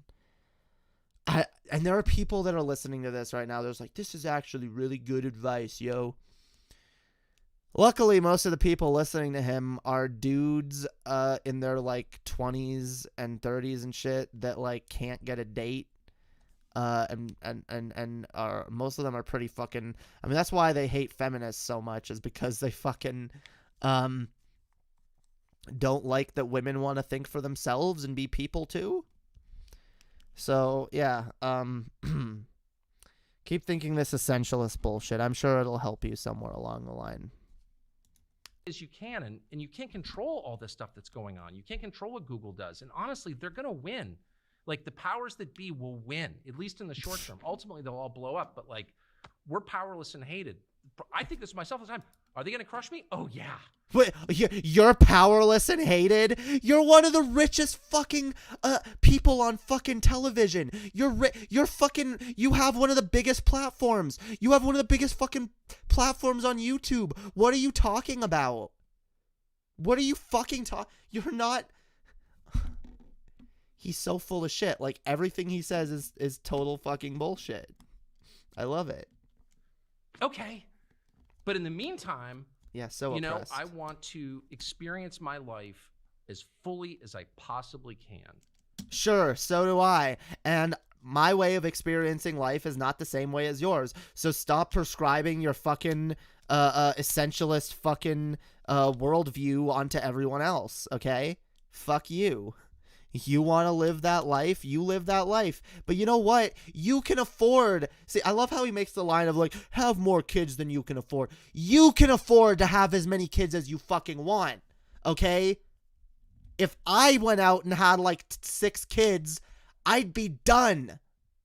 I would have no way of supporting 1 kid. But I'll just have kids, it'll work out. It'll work out. You hear that being told to people who like, I'm not a kid person, you know, I don't really like kids. Just have kids, you'll love it when it's your own. Just do it, it'll work out, it'll work out. Does anyone else get the sense that when like right-wingers like tell people shit like that, like they're just coping with their own fucking shitty fucking lives? They're still coping after all these years. Yeah, it was the best decision I ever made to have kids. I love my kids. I love my life. I don't wish I did anything different.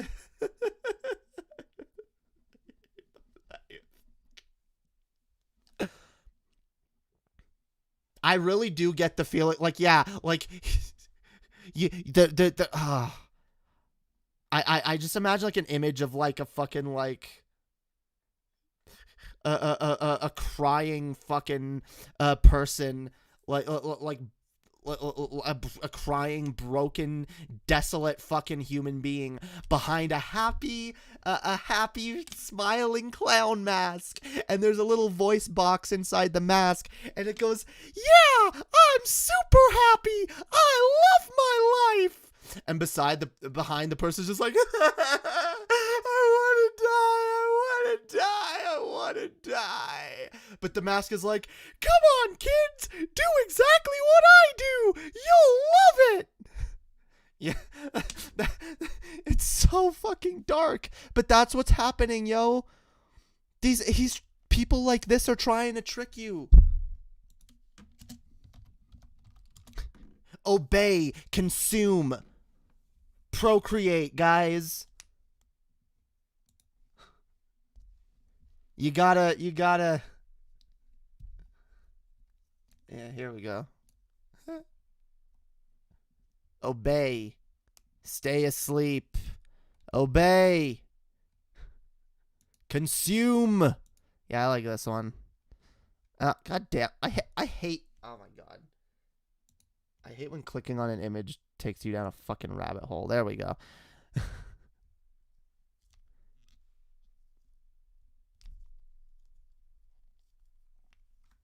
Obey, consume. Yeah, dude. That's the message Tucker is giving you right now. And I think that starts with having like a ton of kids, like way more than like Mormon levels of kids. I mean that. A ton of kids. That's how you have that's how you find happiness in life, guys. That's how you find fucking happiness, guys. Just have a ton of kids. A Mormon amount of kids. It's a huge level. I'm at a loss for words for how disgusting that advice is. Under our current economy, in this climate, during COVID, you're fucking prescribing this advice onto the dipshit, low IQ, smooth-brained idiots in Charlie Kirk's audience. The kind of people that watch a dude that's so impressed by this dumb fucking non-advice that you could get from any fucking conservative dad who thinks he's smart, to pass it off as some amazing and unique somehow advice. Get the fuck out of here. So disgusting. And wisdom, everybody. Tucker, Thank you. go give a barn burner. Amazing wisdom. Oh, a barn burner. I hope the barn that he's speaking in gets burned down by complete accident in Minecraft. In Minecraft by accident, because a goat backed into a candle and it fell and it spread to some hay. And Tucker didn't die, but he does have half his face burned off like Two-Face, and it actually turns him into a good guy, because like he turns in, like he gets this, he burns off half his face, and then he has like this moment where he's like, I am evil now, and yes, I must be evil. I'm Two-Face. I have been corrupted. But because he's already so evil, he just turns into a fucking based as fuck socialist who only wants good things for this country. Yeah, it's my fantasy. Okay. Holy fucking shit. Disgusting. Disgusting. Okay.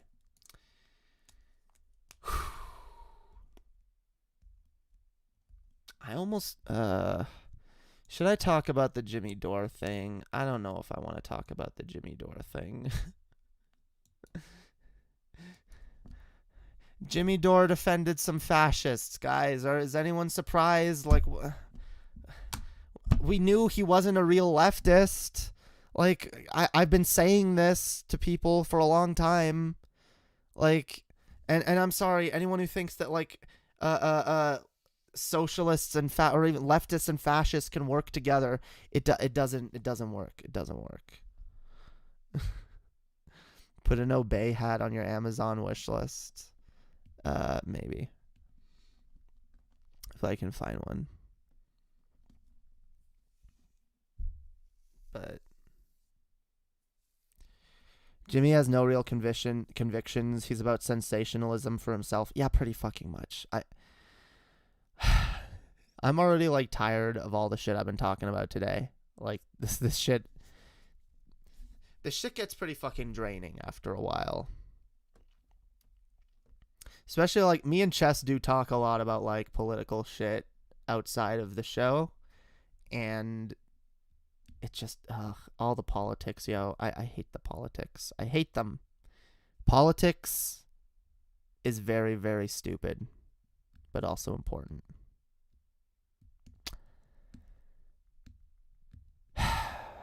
Do I have the video? If I don't have the video, then I'm going to save it for another stream.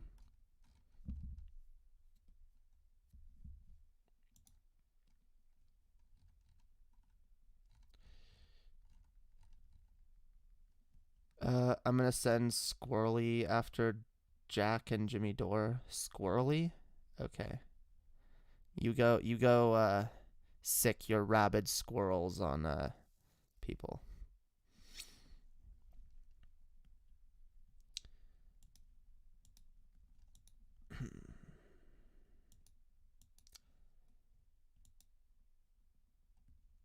Yeah, you know what? I'm not going to play the video. I'll just talk about it. So,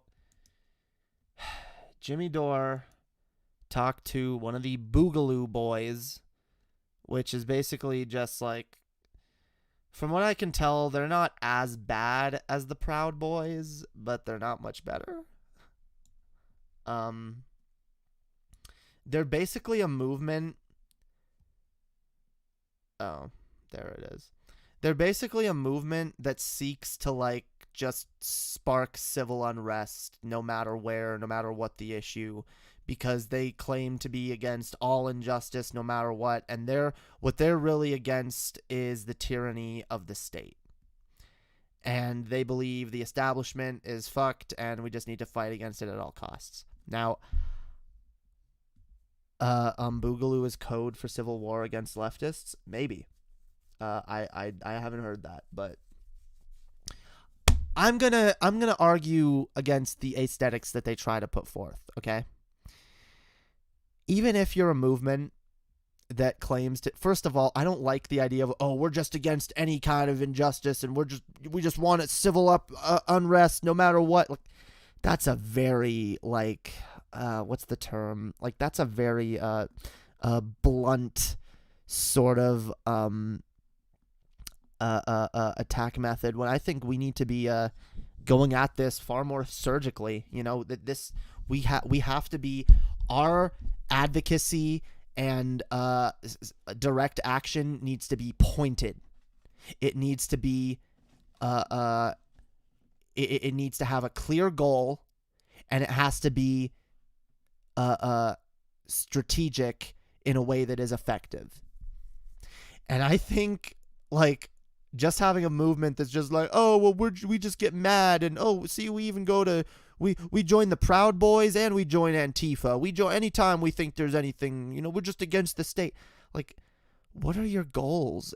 They just seem more like a group at that point that wants to tear down the system at whatever cost, and I don't think that's effective. That's one of my biggest problems with people who are like, well, I don't like Trump, but I voted for him to just blow up the system. I just want to see what happens. I don't care. No, that's not helpful. Okay? Yeah, accelerationists. Fuck accelerationists. I don't think they're worth working with, okay? But, yeah, as a lefty, no, I think for optics, because, by the way, these Boogaloo Boys take fucking weapons and guns and shit to their fucking protests. I advocate strongly against lefties doing that, because I think it's really bad for optics, and it incites more violence than it prevents. And adding guns into the situation just assures that there's more of a likelihood someone will get shot and killed. And then afterwards they can use it against us and say, oh, they had a gun, they must have been, you know, doing something nefarious. So no guns. But yeah, they do have some pretty fucking fascist shit. Like, I'm sorry, it's really fucking, like, it's really fucking sad. So anyway, the Boogaloo Boys, not good, not based, pretty fucking sad. I love Vosh. Oh my god. Okay. Well, we'll take a look at this. Here's Jimmy. I love Vosh's comment. Jimmy, as a big fan of yours, this is a bad take. Yeah. Okay. So Jimmy Dore tweeted, I interviewed a member of the Boogaloo Boys, and I was completely floored when he said he is pro-LGBTQ, pro-Black Lives Matter, anti-police brutality, anti-racism, anti-ICE, anti-war. What the fuck? Radicalized Michigan anarchist seeks unity with the left. I just love the comments that people have been posting because it's really all like oh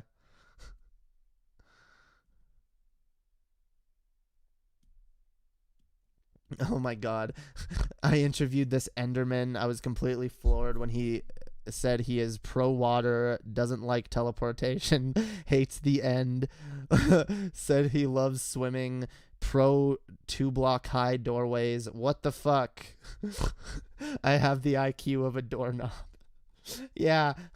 I talked to a Boogaloo boy and I was completely floored when he won me over with his bullshit dog whistling and you know, pretending to be a decent fucking person. Yeah, Chess sent me some better ones. Let's see. Wait. Come back. Oh, let's put this over. Okay.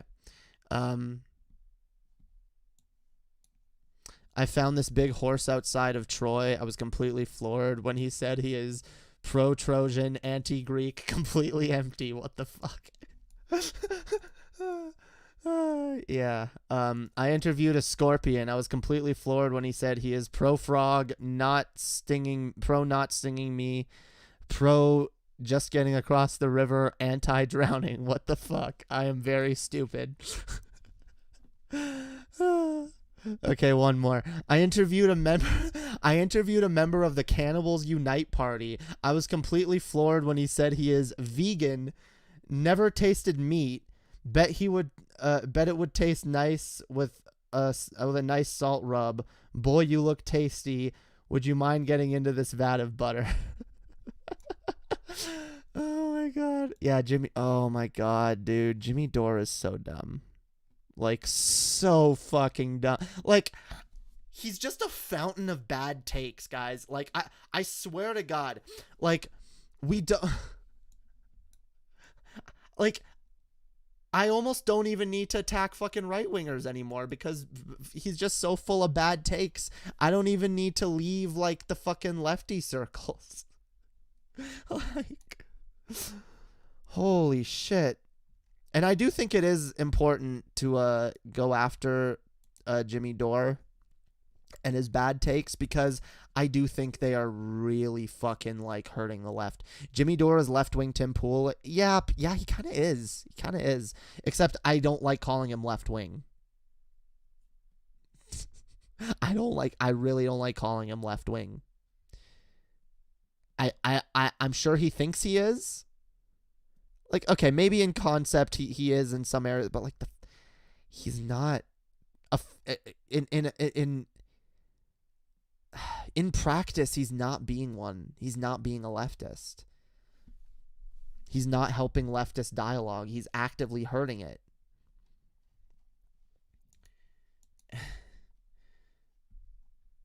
It's really fucking like, let's see. 2 Boogaloo boys were in the protest riots in Minneapolis, and it was found out that they had done covert deals or some connections with Hezbollah terrorists. Holy shit. See, here's the thing. I could be convinced that maybe this one Boogaloo boy that Jimmy talked to was like a decent person. Maybe. But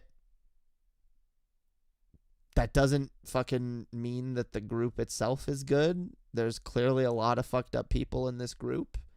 And, yeah, it's... And by the way, look, maybe if Vosh had been the one to interview him, and I only say that because maybe if he was asked some hard-hitting questions, maybe if he got some pushback on some of his things, maybe if he was, like, approached with a little bit of skepticism instead of just openly fucking buying every fucking thing he says, treating it like fucking gospel. Like, what the fuck is wrong with you, Jimmy? You had no pushback. You just fucking accepted everything he said at face value. If someone like Vosh had debated this dude and come away saying, oh, okay, so I actually think the Boogaloo boys maybe aren't that bad. Maybe I'd be a little more charitable to the Boogaloo boys. Okay? But there's a lot of shit out there about them that is not good. And the fact is, Yeah, his fucking Larry King style softball questions. Holy fuck.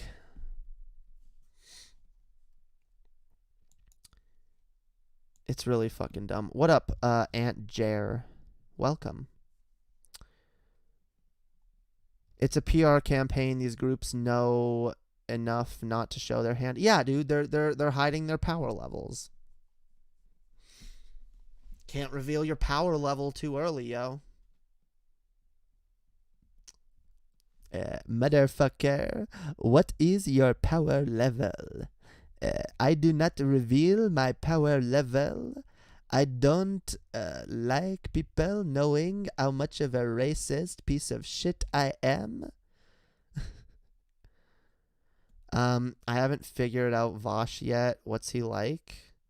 I don't know. Personally, I think Vosh is really fucking cool. I think he's got a lot of really good takes. I think he approaches things from a very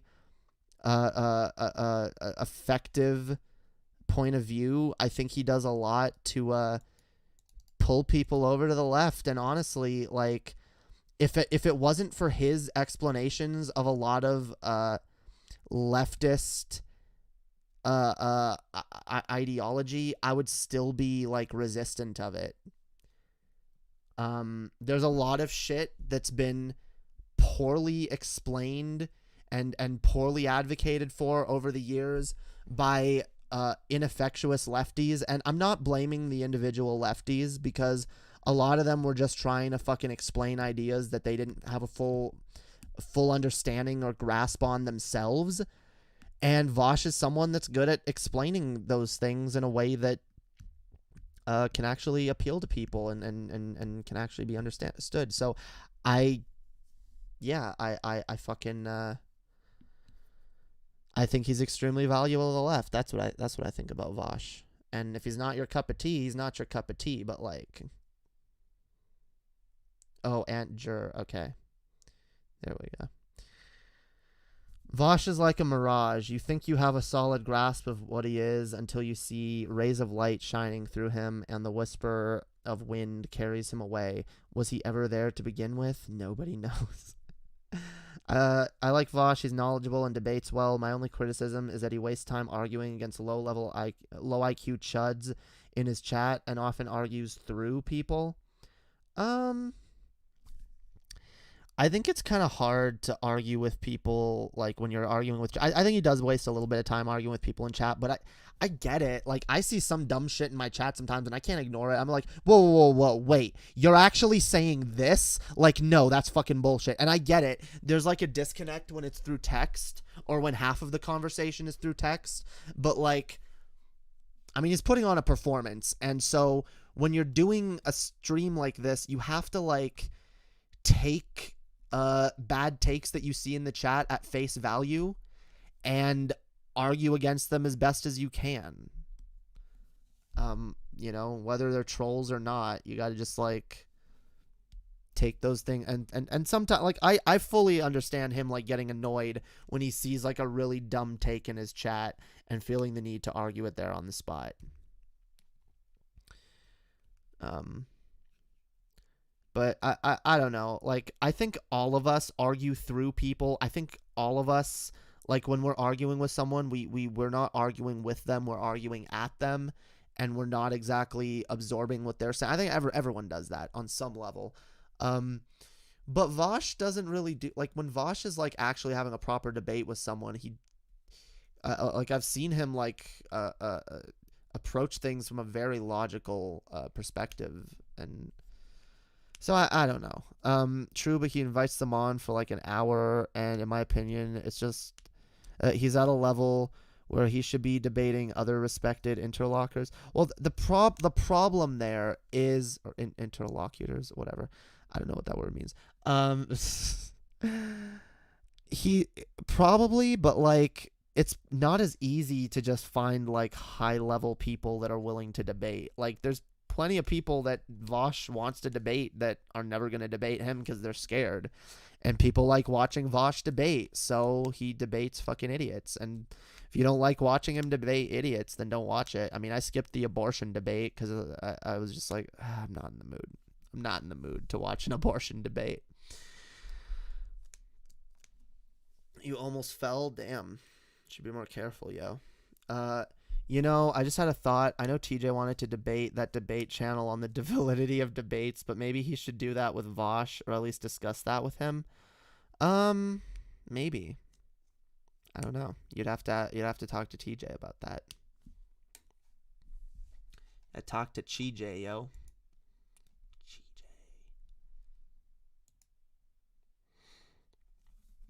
Speaking of which, we're gonna be getting TJ on Underhaven soon. He has agreed to come on. We just don't know when. So yeah. I'm a keep bugging him until he does. Don't worry. TJ claims Vosh is too busy to get back to him. Vosh is pretty busy, which sucks because, like, Vosh agreed to come on Underhaven a long time ago, like, way before we took our break. And, like, unfortunately, at this point, I don't know if we'll be able to, get him to still agree to that. Just because, like, he probably, like, if he remembers Animancer asking him, because he did, and he agreed, like, if he remembers that, he probably will be like, oh, I'd love to, but I'm, like, really busy, and, like, I got, you know, I'll get to it when I can.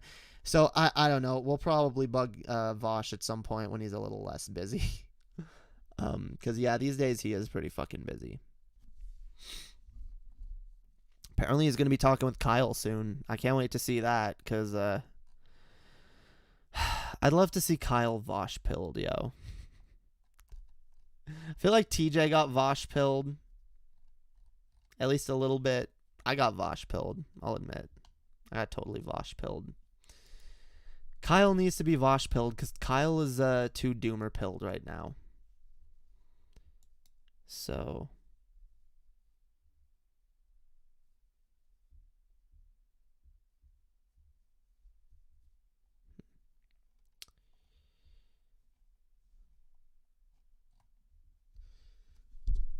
Almost fell asleep. Damn. Well, then go to sleep, yo. Kyle versus Vosh with TJ mod. Yeah, I know. That's my dream stream, too, but that's probably not going to happen.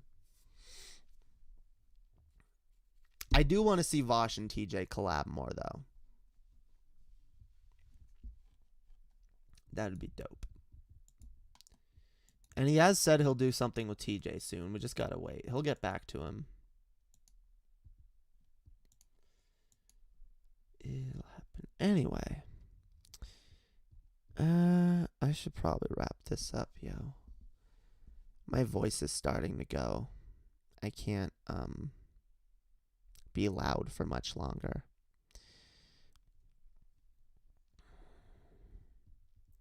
When you stream so late, you have a higher chance of me passing out. Well, I'm sorry, yo. It's hard to stream earlier. I woke up at like 2 p.m. today. Vocal fry might be a sign to wrap it up. I know. Okay, final memes from the chat. Final thoughts before we go. 'Cause you guys are dope. You guys are awesome, and I love you all. So yeah, if you guys enjoyed this stream, make sure to give it a like, make sure to share, make sure to become a patron. Also, me and Annie will be doing a call-in show on Underhaven tomorrow. Oh, I meant to let you guys know about this. So from now on, when I do call-in, I'm not doing call-in shows on this channel anymore. Because when I do call-in, I know there's some of you out, not a lot of you, that's the problem. There's some of you out there that really want... No, I sleep 6 hours a day if I'm lucky. There's a lot of you out there that really want me to do, no, some of you, whatever, that really want me to do call-in shows. And the problem is, the few of you that want me to do call-in shows, like, I know there's more people that would call in, but they don't always show up. And, like, not everyone that is a potential caller shows up. And the streams get kind of boring. They get kind of boring. They get low views. The chat is not very active. And if we're lucky, sometimes we get like 2 or 3 callers at once, a stream. So we'll be doing some call-in shows on Underhaven instead, because on Underhaven we got a slightly bigger audience and we got a more active Discord server and people are more likely to call in. So that's where the call-ins are going to be from now on. When me and Annie do call-ins, it'll probably be on like Wednesdays. We're talking about doing like an alternating thing where some Wednesdays we do Under the Influence, which will be our new call-in show, and other Wednesdays we'll do Stoned Rejects. So look forward to that. That'll be tomorrow. Also, patron show, I think this Friday. So for those of y'all who are patrons, I think I'm gonna do it either Thursday or probably Friday. Yeah, I'll probably do it on Friday. So yeah, if you aren't a patron, become a patron. It'll be a dope show. It'll be a lot of fun. We'll be looking at some of my old content again. I'll do a live rap performance for all of y'all of some stuff that I'm working on and more. It'll be a fun show. So become a patron. Anyway, I'm out. Thanks for watching, y'all. I love you guys. You guys are awesome. Peace out. Piss off. Have a great night. Bye.